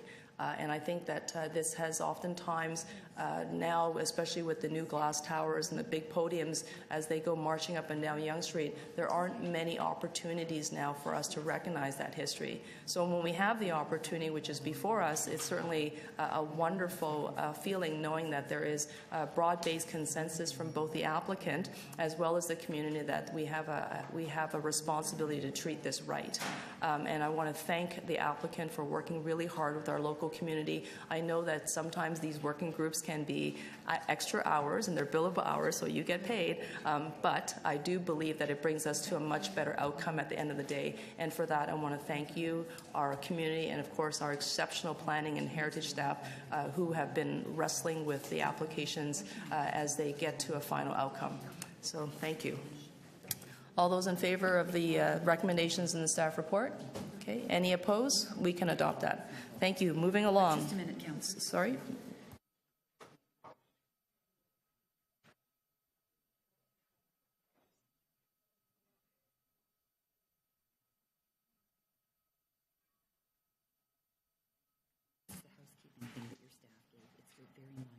Okay. I've just been notified that there is someone who's come in who would like to speak to this particular report. I would ask that we vary the process and allow the speaker who's here to speak. Okay, all those in favor? Any opposition? Seeing none. Can the speaker identify themselves to our clerk and also make yourself known? Hi. Welcome.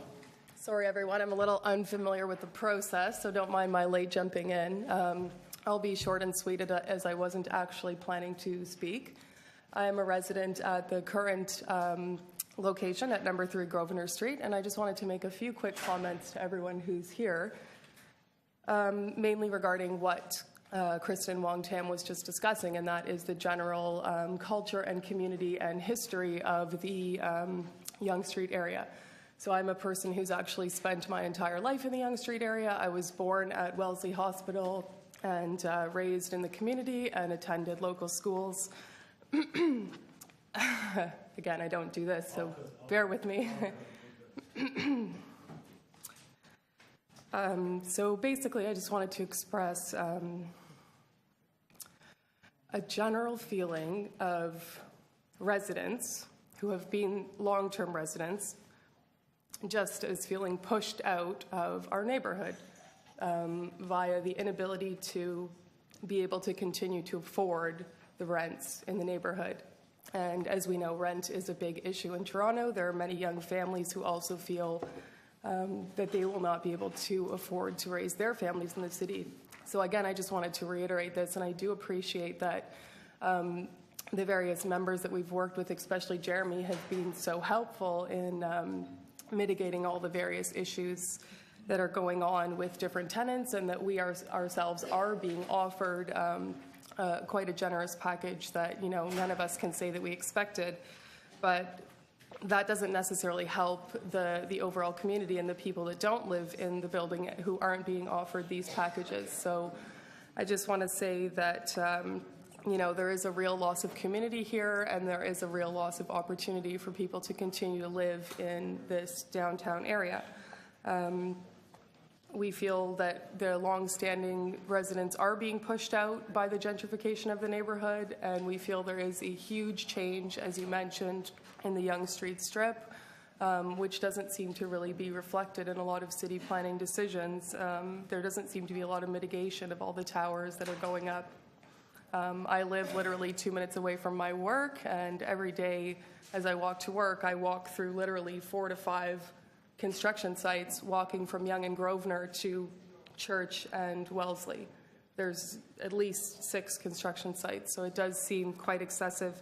I also did want to make a quick note to the developer's proposal of the sort of fire hall-sized retail spaces. The tenants had specifically requested a preference to small business spaces that would allow smaller businesses to thrive, that would also possibly be businesses that we could afford to patronize, as opposed to large box stores that don't actually reflect the needs of people currently living in the community or the people that will be moving back into those replacement units. So we had specifically requested small local business feeling, smaller community feeling businesses to be in those spaces. Also regarding the rent gap payments that some of us will be receiving, again, we're very thankful for all the work that's being done to get us those payments. However, we do feel that basing the rent gap for an affordable bachelor at a price of $975 in no way reflects the rent that we would have to pay to continue to live and work in our communities. Everybody knows that there's no bachelors available for $975 in the downtown Yonge core. So, again, that rent gap payment is not going to allow me and my fellow residents to continue to live in the downtown core where we have lived, some of us, for decades. So again, this is all something to be considered. If somebody can find me a $975 bachelor downtown, let me know. But I'm pretty sure we all know that that is, again, not the running price in that neighborhood. So again, just a few notes. Sorry again to jump in at the last minute. I just felt that somebody had to say something. But again, I do want to thank everybody here for their work on the specific project. As I understand, it was very complicated and varied. And I hope that some of these comments might be taken into consideration just in terms of the vast changes that are occurring in the neighborhood, and how that does reflect the community of people who have lived here for decades and aren't going to be able to live here anymore. And what does that mean for us culturally in terms of sort of a literal gentrification, a switch out of a community? And is that what we're after, or are we just going in that direction because of development? So thank you all for your time, and good day. Okay. Thank you. Are there any members who have questions for our deputy? No? Okay, seeing none, thank you very much. Actually, you didn't state your name. Sorry, my name is Nancy Clemo. Okay, Nancy, thank you very much for coming out today. Thank you. Thank you. Simply because the speakers list is now back open, are there any members of the public who'd like to speak to this? Any members who'd like to speak? Please come on in. Hello, members of council. My name is Ryan Miller. I'm with the applicant, Crestford. And I just wanted to respond to the comments we just received on the rental housing portion. We understand that Yonge Street is changing, and we understand with that change comes some feedback from the community. And I just wanted to speak to the rental replacement portion, if I could. Through this proposal, it was definitely brought up, the retail space, keeping in the Yonge Street character, that was brought up with the community. And as part of this proposal, we're limiting the ground floor retail size to 450 square meters. So that was addressed. It was discussed in all the working group meetings. But with respect to the affordability and the rental component, the meeting was held with city staff and the community, and we went through all the options. And sorry, I have some of the notes on here. I made some scribblings, but I don't know if you can see that there. On the left is what the standard sort of city policies require of the rental component, and on the right is what we're providing. So although there is an inconvenience for a short period of time, we understand it's a big inconvenience, but we are providing, we are greatly exceeding the compensation.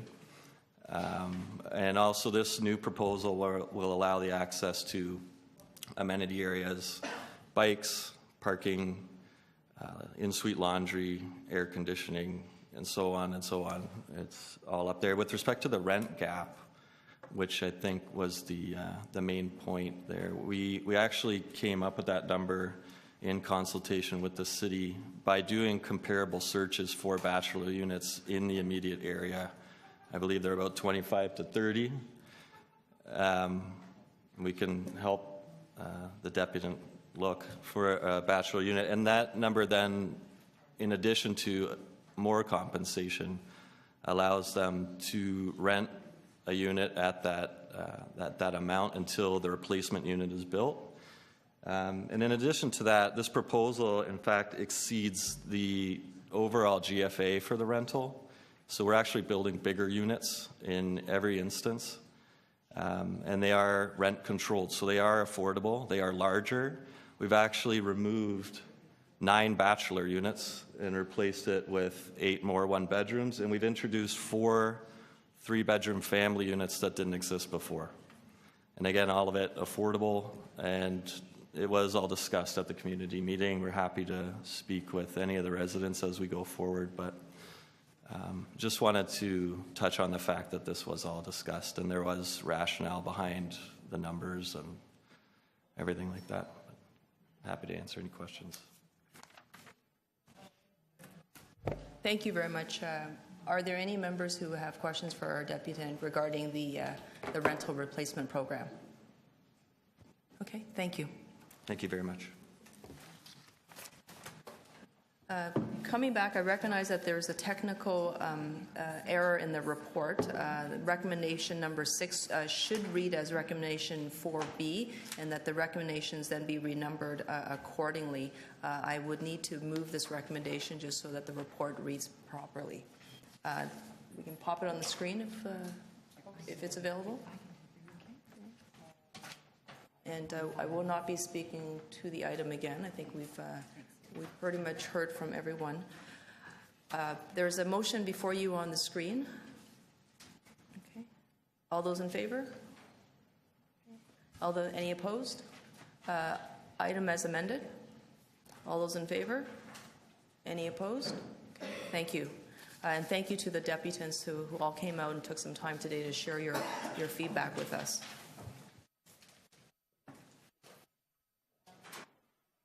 We will have to proceed to item number 2416, that's TE 24.16, alterations to designated heritage properties and authority to enter into a heritage easement agreement regarding 480 to 484 Yonge Street. This item is attached to the item that we just dealt with.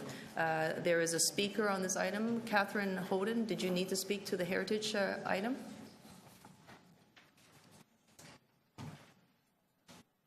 As you know, I always speak when I get the opportunity. Good morning again, members of council.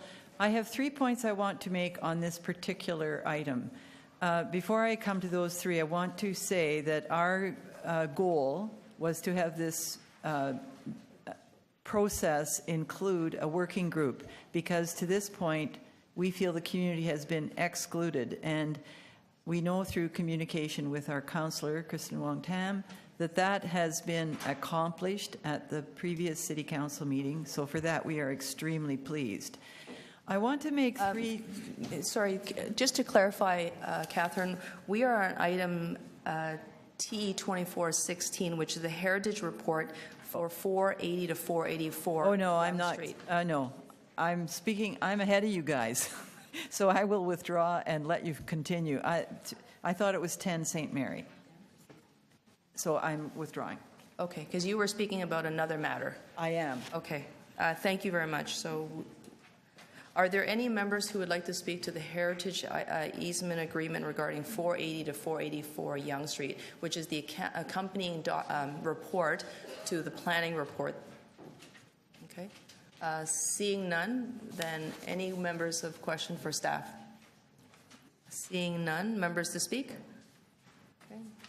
I will move to adopt the recommendations in the heritage staff report. All those in favor? Any opposition? That's adopted. Thank you.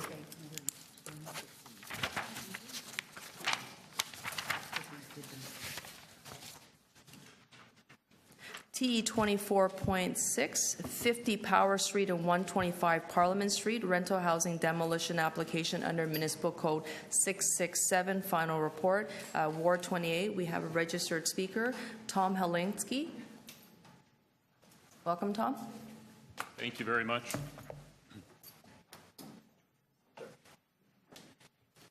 Good morning, and with me is, so I represent Great Gulf, and with me is Mr. Alan Vihant, who's with Great Gulf. I registered for the deputation in order to ask for a slight modification to recommendation 2 to provide a little bit of flexibility to recognize the fact that things sometimes move in different order, but consistent with the intent.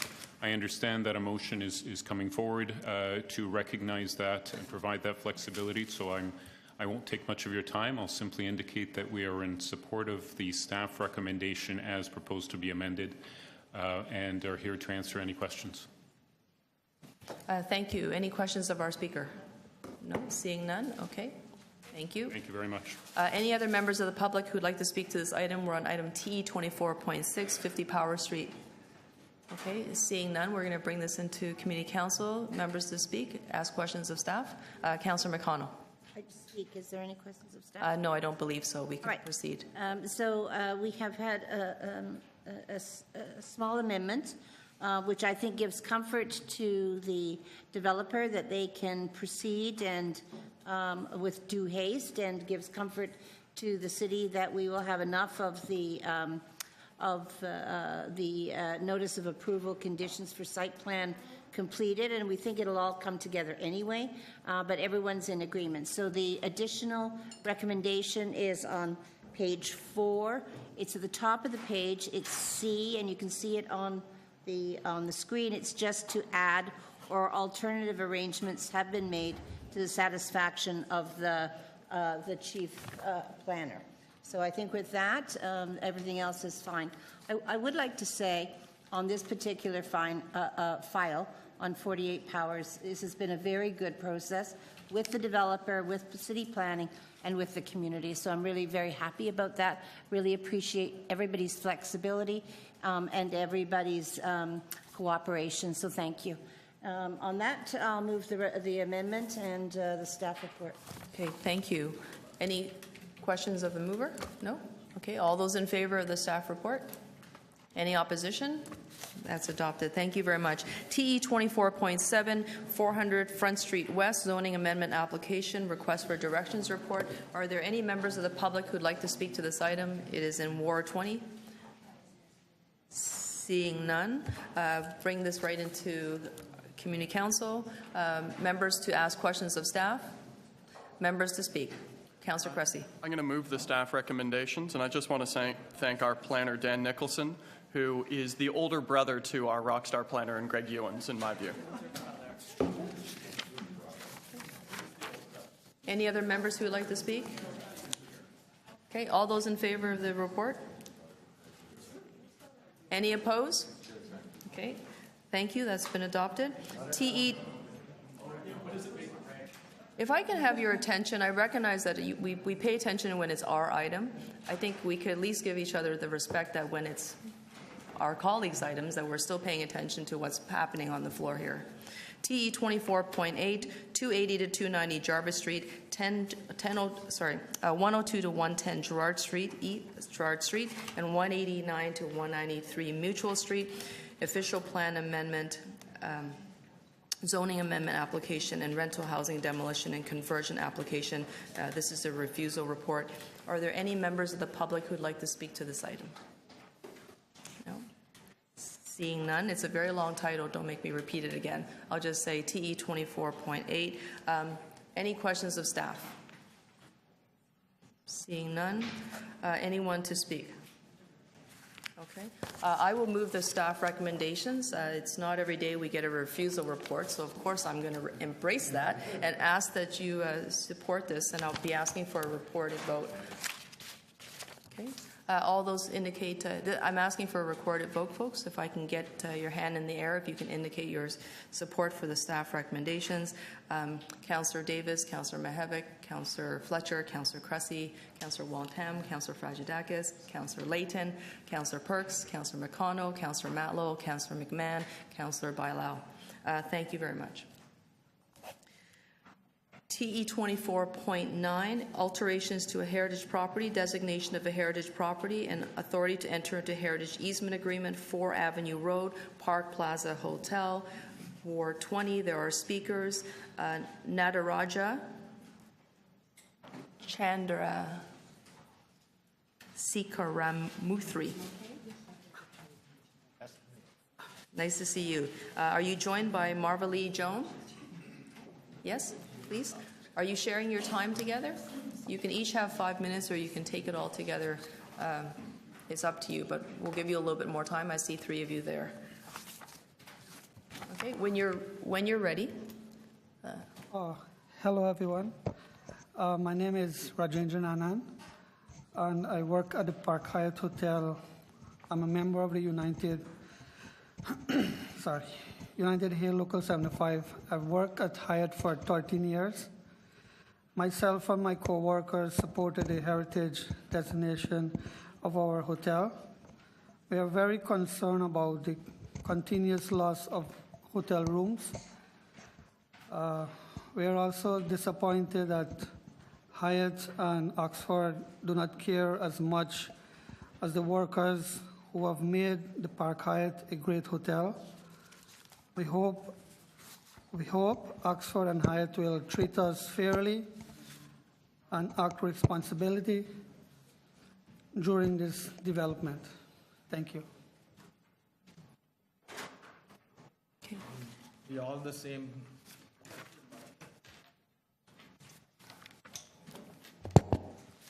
My name is Nataraja Chandrasekharamurthy. I am working last 21 years at the Park Hyatt Hotel. We are here to support the heritage buildings, not to destroy the buildings, and also the rooms are cutting down to condos. They are developing as a condos, so the people losing the jobs, around 200 rooms are cutting down against the condos, so we are not happy with that issues. So we wanted to Park Hyatt treat us at this issue as fair.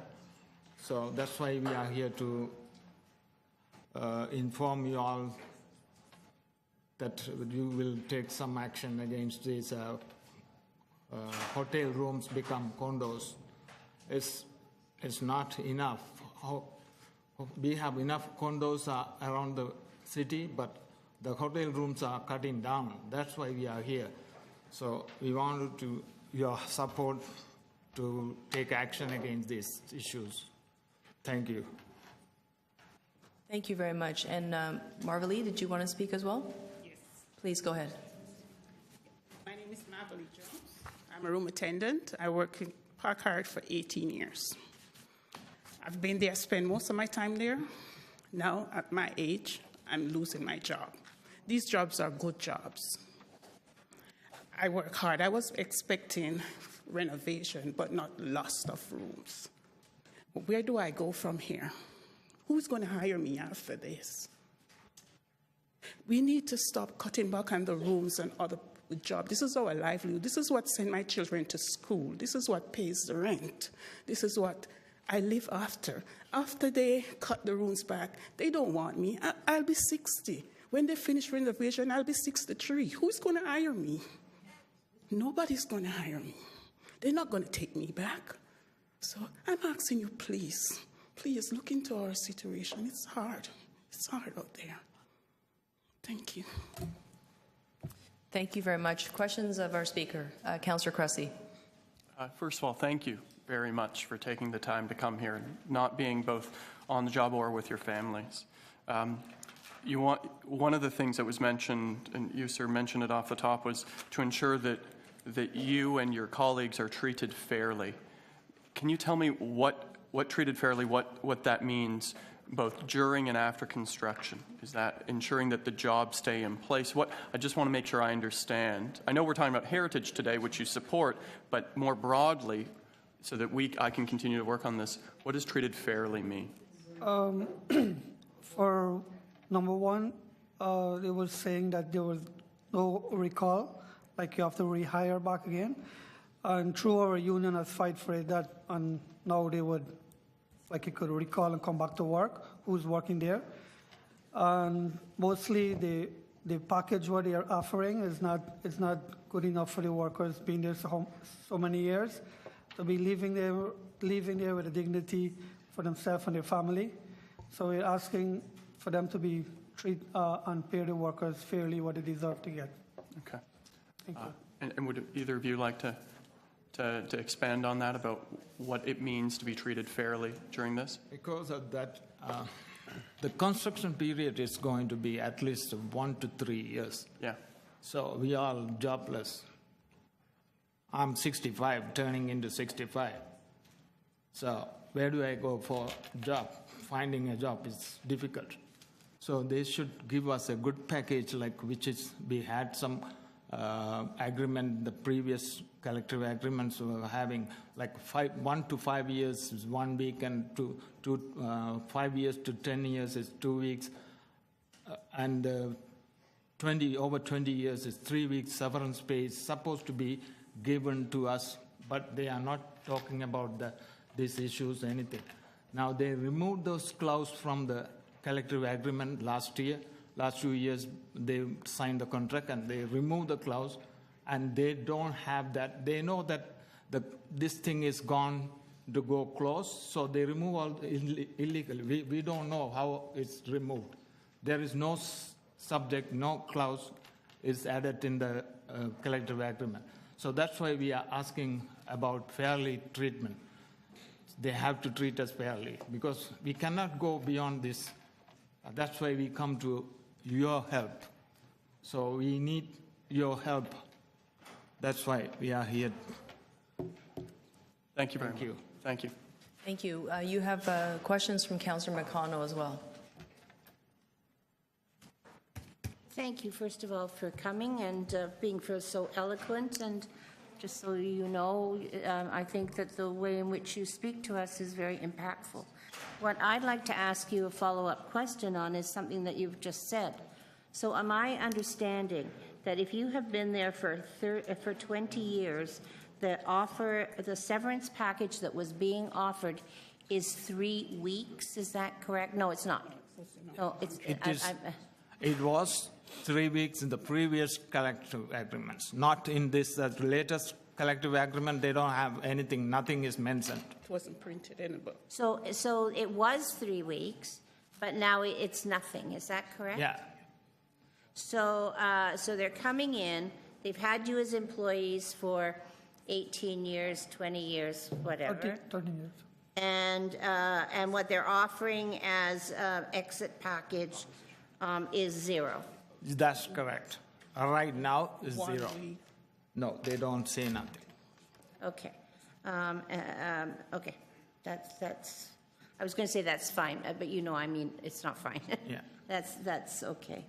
And I'm assuming that the union are going at the owner and the developer to look at a proper severance package or exit package that will also allow for rehire after the period of time. But for you, and perhaps for you, but maybe even for you, what you're saying is we won't be there when they come back, because we will be we'll be joining the gray march of all of us seniors, and so you want to get a proper a plan in place so that you can transition into your CPP or your old age pension, your pension, and so on. Is that correct? That's Great, thank you very much. Thanks You're for welcome. all that. Thank you. Thank you again. Thank you. Any other members who have questions for our deputants? Okay, thank you very much. To speak. Oh, sorry, questions of staff. I'm just wondering, which Oxford It's for is staff. it that? The question is for staff. Correct. You don't have to be answering. Yeah. Thank you. Sorry, the proponents are for this? I missed hearing who they were. Where are the I believe it's Oxford Properties. Oxford. If my memory serves me. Oxford Properties. And can you remind me, is it Oxford Properties? Do they also, do they own all kinds of things, including malls? They're quite large, yes. They're a large development company, pension manager. Pension Management Development. Is it Oxford Properties, perchance, that owns the Scarborough Town Centre? I believe so, as well as large office buildings in the center of the city. So, but I'm interested in the malls. They own Scarborough Town Centre, where the Scarborough subway will be ending up. Is that, I believe they were at the executive deputy. I'll probably speak about that now that I understand it's the same firm, speaker, chair. Thank you. Questions of staff? Councillor Cressy? Well, just, so the item which is before us here is on heritage designation. The other issues related to this are at the Committee of Adjustment. Is that correct? I believe there's a Committee of Adjustment and a site plan application, yes. Okay, thank you. Councillor Davis? Questions of staff? I guess it's a, we put all kinds of conditions on applications. I know this is a heritage application, but is there a way to put any kind of conditions on use?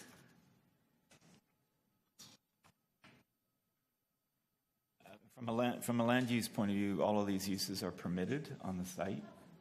And there isn't a land use question in front of us. There's a heritage alteration in front of us, so it's a limited scope for the Community Council to directly address the issues that have been raised by the deputants.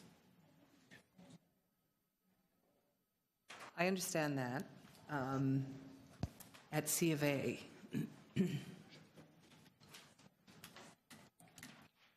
Stand corrected. I'm being advised there is no C of A. There is AG. There is just a site plan application. Did you bump it up? Right. Councillor Davis, do you have any follow-up questions? Sorry, I didn't hear the answer. Sorry, I've just been advised, and I want to correct myself. There is no Committee of Adjustment application, which would deal with variances to the zoning. There is a site plan application only. Yeah. So, all right, so. You'll decide. Okay, we can't ask anymore. It's not really, those questions aren't before us, it's just heritage. Thank you. Any other members to ask questions on the report, which is a heritage-related matter? No? Okay. Members to speak. Councillor Cressy. Thank you. First of all, I want to thank you, deputants, for coming, and certainly for your years of work. This is life. It's people's lives. And taking time out of your day to speak about something which is so important and so personal is not easy, and I want to thank you for taking that time. Let me begin by saying, first of all, what is before us here as Community Council strictly looks at heritage designation. And on the heritage designation piece, as we heard from the deputants, the work here that is being done is important, and I'm moving the staff recommendations. And I want to thank the staff on heritage and the applicant for working really hard over a couple years on the heritage side.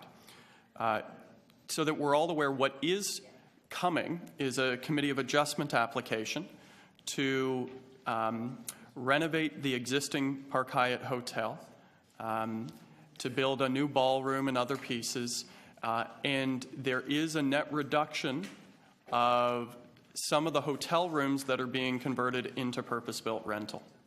And that is part of this, which I would note is unfortunate, and it also speaks to two different things in the city that we're looking for, both purpose-built rental and hotel uses. And so it's unfortunate, but it's one of those where we're pitting two uses that we both want to see against each other. Now, as part of this, I think, and this is something that our office is actively engaged in and has been in active conversations with Oxford Properties on, is the issue of the current staff, and to ensure not just, and I want to say this, not just that there is an appropriate package, but rather that first and foremost that we're looking at job replacement and that jobs are available not just post-construction, but during construction. And if and only if that's not appropriate, should there be a proper package. And I think the conversation here today, while it is not being centered on the heritage matter at hand, which I fully support, it has brought to all of our collective attention a really critical issue. And so the next steps for me from here, first of all, on heritage, is proceeding with it. As it relates to ongoing conversations that I am engaged in to ensure that we have appropriate jobs, replacement, and if necessary, compensation for our hard workers. I want you to know that, and as I've said to the applicant, that I am hard at work on that and will continue to be. And if we are not satisfied, we will look at site plan. But I want to say that in good faith, and we have had good faith thus far, I want to continue to pursue those discussions, and we're going to continue to do that work. And so again, these are extremely personal and tough issues. I want to thank Heritage for their work, and I want to thank our hardworking deputants who work in my community for taking the time to come and be here today. We hear you very clearly. Thank you very much.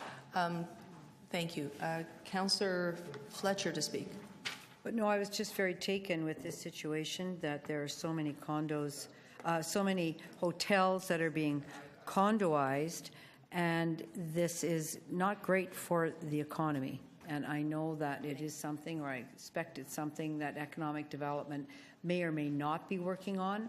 I'm not sure what kind of passion they may or may not have for that, but I believe that all of us have a very strong passion and commitment, number one, to make sure that we remain an important tourist destination with enough hotel rooms for the large conferences, conventions, and everything that go on here, and celebrations and TIFF and everything else.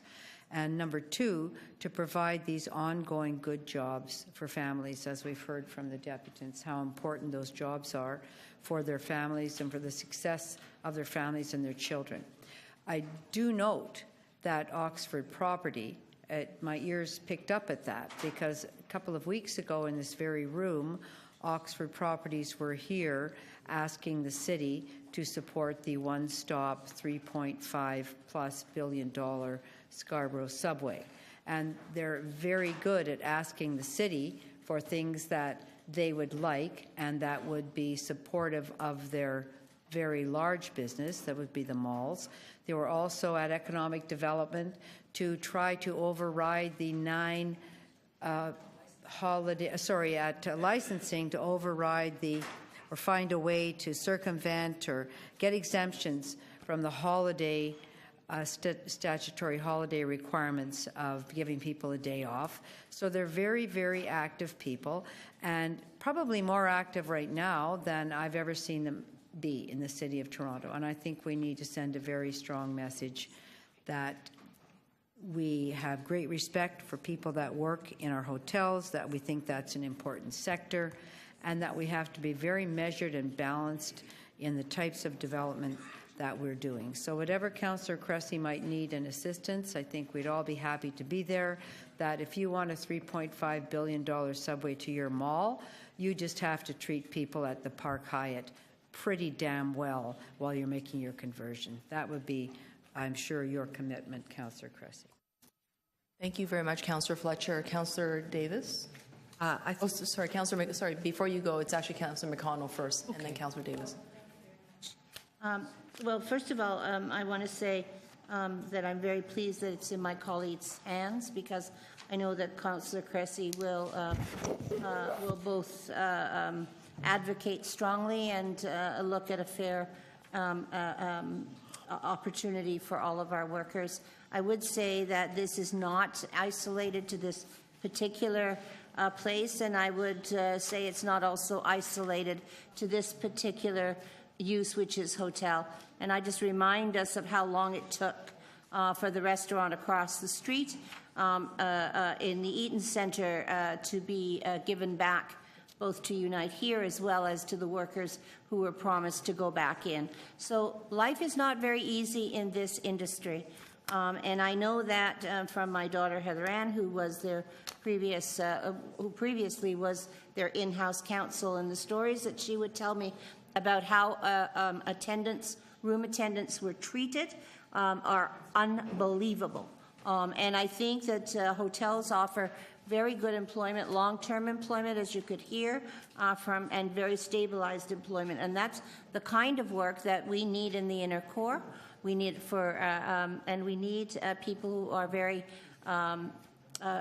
very good at their jobs to welcome and be ambassadors for our city, because they're on the front lines when tourists come. And when tourists go home, quite often the impression that they have of Toronto is those interactions between workers. I know that the training center has been very active. I know we have a housing co-op for these workers.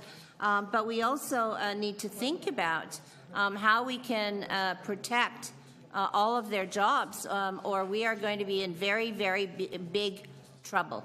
So I wanted to just mention that these are the kinds of things that Oxford needs to be reminded of. And Councillor Fletcher has certainly done a good job of reminding us of what's on their side of the table. Councillor Perks reminded me that this is a pension plan for unions, so I'm just a bit stunned that they would dare to even open their mouths at such a groveling support. So from my perspective, I want to make sure that Councillor Cressy understands we're all behind him, that Unite Here understands that we're behind them as well, and that we think that they're an important industry, an important support for perhaps one of the most important industry, which is the hospitality industry. So I just wanted to mention that. Thank you very much. Thank you very much, Councillor. Councillor Davis to speak. I also have great confidence in Councillor Cressy that he will be able to work something out. But he's not doing that within any kind of a policy framework. He is doing it using whatever means possible. And I think that I have been thinking about this question of protecting work and protecting jobs as these questions have been raised in the Avenue study on the Danforth, which has a lot of commercial activity on the second and third floors. And there is a great concern that we are going to see in all of our mid-rise retail at grade and condos above, and that we are going to see a stripping away of a whole lot of commercial activity that is embedded in those existing mixed-use buildings on our main streets. And I don't know how we preserve work and how we make sure that, or if there are any mechanisms or policies we could create to protect work. We protect affordable housing because we know people losing their homes through redevelopment. It's important to have a policy framework to do that. And maybe we should be looking at whether or not there are any other levers under the Planning Act for protecting jobs and the kinds of uses that support our economic development strategies at the City of Toronto. Anyway, that's my 2 cents worth. Thank you. Thank you very much. Anyone else to speak to this matter? Okay, I'll just make a quick remark. There was a motion that was adopted by City Council.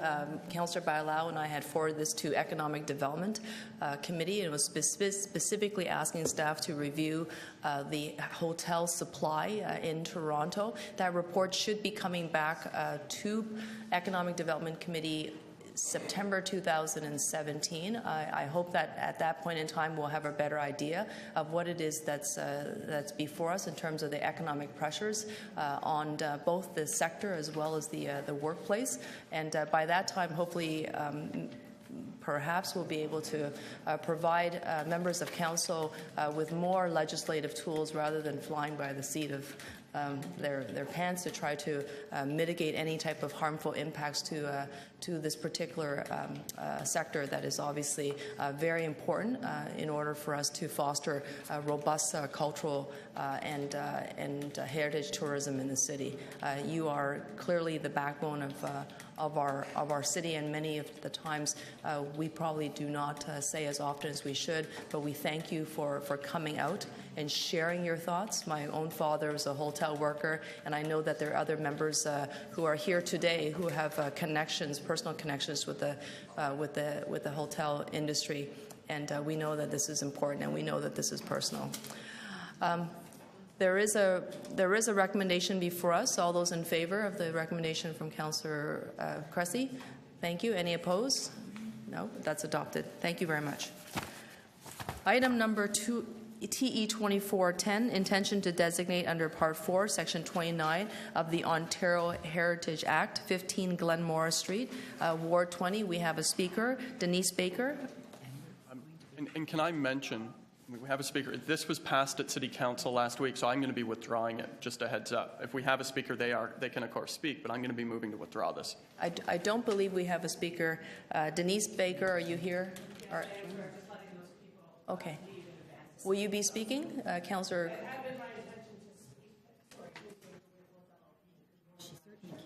Of the committee, and thank you, Councillor. There had been a little bit of confusion because I had known it had gone to Council last week, and it was now before the committee. We didn't want to lose our opportunity to speak to this issue in light of the previous OMB decision on the heritage matter relating to this. If you are withdrawing this matter based on what's happened at Council, then I don't know if there's any further need to speak. Only if you want to expand upon your written submission, but I will be withdrawing this given that it already has Council approval. Right. So I will just as by way of alerting this committee, because it did end up on your agenda item, this matter, because it wasn't contained in the staff report, which was a bit concerning. This matter actually went to an Ontario Municipal Board hearing in 2005, and when my client went to advance their approvals with respect to this item, all of a sudden we were faced with a heritage designation. And I just note to you, because we're concerned about using heritage to thwart land use planning decisions of the Ontario Municipal Board, the decision of the Ontario Municipal Board was very clear when it said that the city has determined that there's no heritage significance for the existing dwelling. And now we're faced with a notice of intent to designate this particular property, which I might add has site plan approval for the very thing that we're hearing that everyone is looking for, which is 18 three-bedroom rental housing units. So we have a development that's 8 stories that everyone is typically looking for, an approval from the Ontario Municipal Board on the basis that city staff has already declared it has no heritage significance, and now when we go to get our building permit, we are being faced with a notice of intent to designate. So obviously if Council has made their decision, we have to take our further action in the forums that we will take them in, and I just wanted to alert those items to you. Thank you. Thank you very much for your deputation. Any questions to our speaker? No? Thank you very much. Any other members who would like to speak to this item? Seeing none, questions of staff? Members to speak. Councillor Cressy. And so I am moving to withdraw the item. This was a staff recommendation that went to Toronto Preservation Board and then came directly to Council and was endorsed last week. Thus, it is incorrectly in front of us here today. And so I will move to withdraw this item. Thank you. All those in favor of the motion to withdraw the item? Okay. Any opposed? Thank you. That's adopted. We are on item TE 24.11, alterations to designated heritage properties at 284 King Street West. the Anderson Building and 322 King Street West, Eclipse Whiteware, and authority to amend heritage easement agreements, demolition of heritage properties at 266 and 276 King Street West. Any members of the public who'd like to speak to this item? Seeing none, any members of the committee who have questions for staff? Seeing none, are there anyone to speak? Councillor Cressy? I'm going to move the recommendations in the letter from the Toronto Preservation Board. Okay. All those in favor? Okay. Any opposed? Thank you. That's been adopted. TE 24.12. Intention to designate under Part 4, Section 29 of the Ontario Heritage Act, 70 Lowther Avenue, Ward 20. Any members of the public who are here to speak to this particular item? No. Seeing none. Any members of Community Council who would like to ask questions of staff? Seeing none. Any members who would like to speak? Councillor Cressy. And on this one, I'm going to move to withdraw the item. And I just want to speak briefly to this, because so many around the table have done a great deal of work on heritage. We received notice that there was real danger of demolition to this property. And through a motion at Community Council that was done, we asked heritage preservation staff to conduct a heritage review. They, because of the pressing danger, moved quickly to do that work, assessed its value, and found it to have heritage value. They took it directly to Preservation Board, and because of the urgency, it came direct to Council last week and was approved, which is why it can be withdrawn today. It's an example, I just want to note, of our heritage preservation staff doing everything they can quickly, using proper procedure, albeit in this one, a reordering of it to ensure that we are protecting heritage. And so I will move to withdraw and thank heritage staff for their hard work. Okay, thank you very much. Any questions? Seeing none. Any other speakers? No. Ready to vote? All those in favor? Thank you. Any opposed? No. That's adopted. Thank you. We are now on TE 24.13, intention to designate under Part 4, Section 29 of the Ontario Heritage Act, 6 Frank Crescent, Ward 21. Any members of the public who are here to speak to this item? Okay. Seeing none. Any members who have questions for staff? Seeing none. Any members to speak? Councillor Mihevc. I have recommendations. Okay. Any other speakers? No? Okay. All those in favor? Any opposition?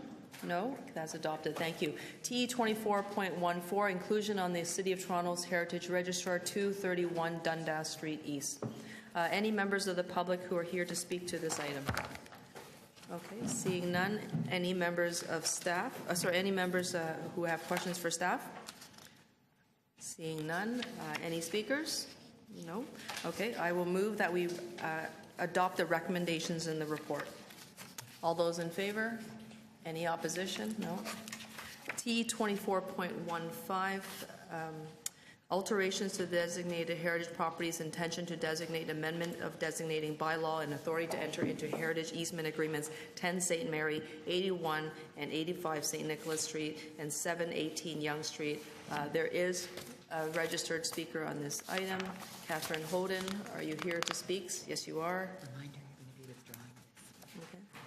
And no, sorry, Catherine, just to, this is just a reminder that this matter is being dealt with at, has been dealt with at City Council as a matter of procedure. So I will be withdrawing this item. But I know you still have the opportunity to speak to it if you like. And I truly appreciate the action you took at City Council. I'm really going to speak about things that I've been listening to this morning. There is an element of the fabric of the downtown being destroyed. And you've heard workers. I live downtown, and the little communities that walk the streets, as the representative from the Harvard Street community indicated, we know the community, and if we don't, we go and look at it and decide what is there and how we need to work with that. There is so much pressure. I think additional protection, you've talked about protection for affordable housing. You talked this morning about a new kind of protection needed for employment. There is protection needed for retail, the kind of retail that serves the small fabric of downtown Toronto. And I think a couple of councillors have indicated that this kind of development that we're seeing destroys that, and it replaces it with much more expensive, less workable retail space. I see that on Bay Street. I see it coming on Yonge Street. So I really want to make that comment to you as the people who, and the staff who are here, who are thinking about the way to improve the TO core kinds of secondary plans. We do need to protect some kind of retail that is more meaningful to the downtown. I also want to make one comment about the 10 St. Mary decision. We were represented in that OMB hearing as participants in the BCCA. We had just been through a very expensive OMB hearing for the OPA 183. It cost us $50,000, and we have to put probably another $150,000 toward the protection of the HCD on Yonge Street. It is a huge burden for the community. So I just want to say that if you get a chance, and I think you probably all do, to support OMB reform, put a plug in for it. We need to really change the way the community is dealt with at the OMB. We need to have a little bit more say without so much financial backing needed. And so I've really drifted away from 10 St. Mary. I know that it's in good hands now. It has turned out to be a much better development than we ever anticipated, and we're thankful for that. But it has revealed so many cracks in the planning process. And I'll just leave it at that. Thank you very much, Catherine. Any questions for our speaker? No? Okay. I want to just move a motion. Are there any members who have questions of staff? Seeing none, anyone to speak?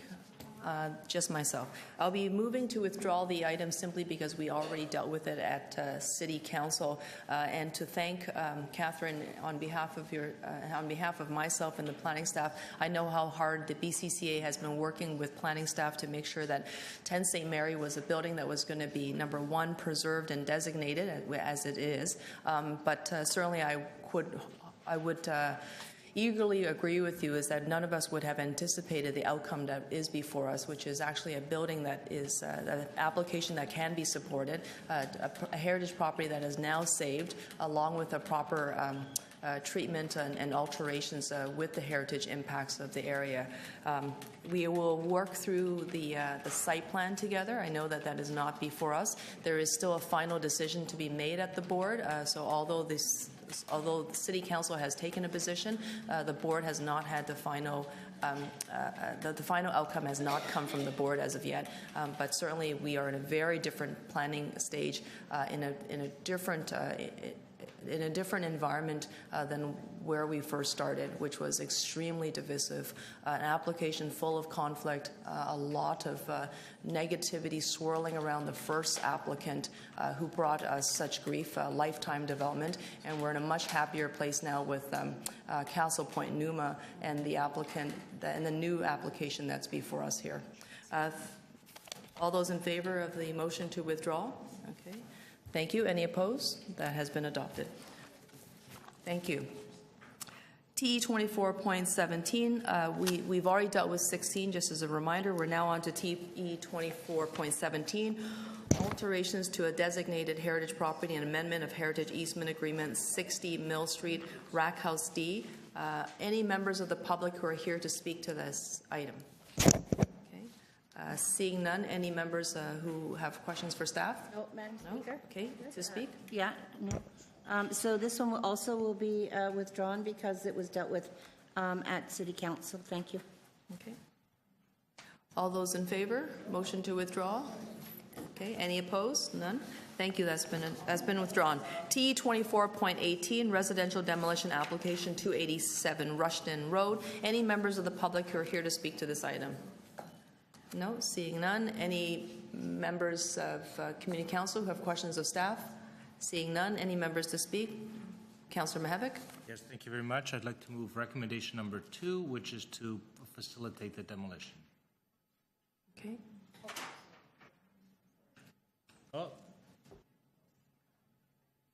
Flip the coin. I think the clerks disagreed with you. Anticipated me doing something else. Yes. Ready for all. It had two motions. One says yes, one says no. So it says choose one. They chose differently than me. Okay. There's a motion before you. Members, indicate your support. All those in favor? Any opposed? Okay, that's been adopted. Thank you. TE 24.19, residential demolition application 132 to 142 Sudan Avenue and 11 to 17 Lillian Avenue. Any members of the public who are here to speak to this item? Seeing none, any members with questions for staff?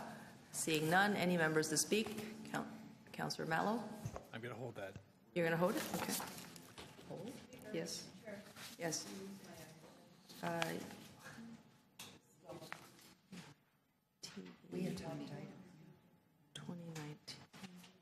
Do you want to just finish the next 11:30 before? Yes, we can do that. We're just going to complete the 11:30 items before we get to member hold releases, and there are a number of them. But we are now on TE 24.20, application to injure and remove city trees, 44 Burton Road. Any members of the public, all two of you who are here, who would like to speak to this item? Seeing none. Any members from Community Council who have questions of staff? Councillor Only Burke? two. It's being withdrawn. It's being withdrawn? Yeah. Okay. I'll take Councilor. Okay, so no questions of staff. Anyone to speak? Yes. Councillor On the Mihevc? request, after strongly advising the applicant, they have asked that it be withdrawn. Okay, that is a motion on the floor to withdraw the item. Yes. Okay. I think they recognize the odds. No questions of the mover. All those in support to withdraw the item, indicate your support. Any opposed? That has A been Lorax strikes again. adopted. Item has been withdrawn. TE 24.21, application for fence exemption 116B. 130. Oh, sorry. Okay. Hold on, yeah, wait. And it was just number 20 was withdrawn. Yes, so number 20 has been withdrawn.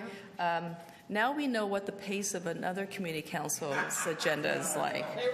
Okay, so I recognize that there are members who are holding items who would like to release them. I'd like to acknowledge Councillor Fletcher. I know you've got 3.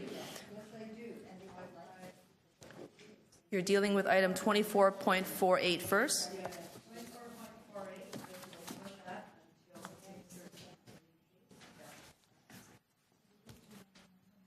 Okay, deferral motion on the screen. All those in favor? Bless you. Any opposed? Seeing none. Yes, continue, Councillor Fletcher. T 24.54. That would be to refer that back to staff and report in September. See if there's anything else they can figure out. Bless you. Thank you. Okay, all those in favor? Okay, any opposed? Seeing none. T 20. 6-1 to refer that back to staff. 61.61. How would you like to dispense with that? The motion that I have there. There we go. To come back in September to see if there's anywhere football. See you in September. Thank you. Okay, thank you. Motion on the screen. All those in favor of the deferral? Okay, any opposed? That has been adopted. Thank you, Councillor. Councillor Mihevc? Yes, I trust that the clerk is ready with number 80. That's the Casaloma Conservation District. There was some errors on the transmittal from staff, or actually, frankly, it was in my memo, but it was from staff. So I'm just correcting the language. Okay, any questions of the mover? No? All those in favor of the motion? Any opposed? Any opposed? No? Item as amended? Okay, any opposed? Thank you, that's been adopted. Any other members who would like to release quick items at the moment? Councillor McMahon? Well, it's not a release, but it's an introduction of new business. Oh, sorry, okay.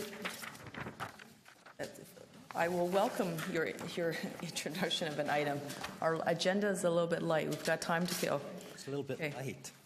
Go. So Councillor McMahon is introducing item 24.88. All those in favor? It is the title of this item is Implementation of Permit Parking on Non-Licensed Streets in Ward 32. So And we can vote on it and release it now if we want, and I can just do a 2-second blurb. We have time. You want to? My blurbs are usually 10 seconds long, Councillor Perks. So blurb is that this actually was here last month. It went to City Council where it was adopted unanimously, shockingly, and now it's back here and where we have delegated authority. And this is just to put in permit parking on the 10% of my streets that don't have them. You know whose neighborhood they're in, and some of them are new subdivisions that were maybe 10 years old by now. So just from an equity point of view, and also to generate some revenue for our amazing services here. I encourage you all to do the same. Thanks. Thank you very much, Councillor. Any questions regarding the content in the letter? No? Okay, all those in favor? Any opposed? Okay, that's been adopted. Thank you. We have about 25 minutes before we officially break for lunch. There is one item that can generate a lot of discussion, but the councillor who's held it down is not here, Councillor Davis. We're not quite ready. We're not quite ready for that. So yes, we're just about to do that. I just want to make sure that we can clear some of the agendas items. There was an item which is a preliminary report in my ward, and I'm looking for the 37. There were 2 deputants listed. I wonder if this is 6 Noble? I'm just curious, did the clerk give them any indication what would be a best time to be here? For a prelim, no, we just say 9:30 the meeting starts. So we could, Prelims aren't timed. so you could just see if there are deputants here, and if they're not,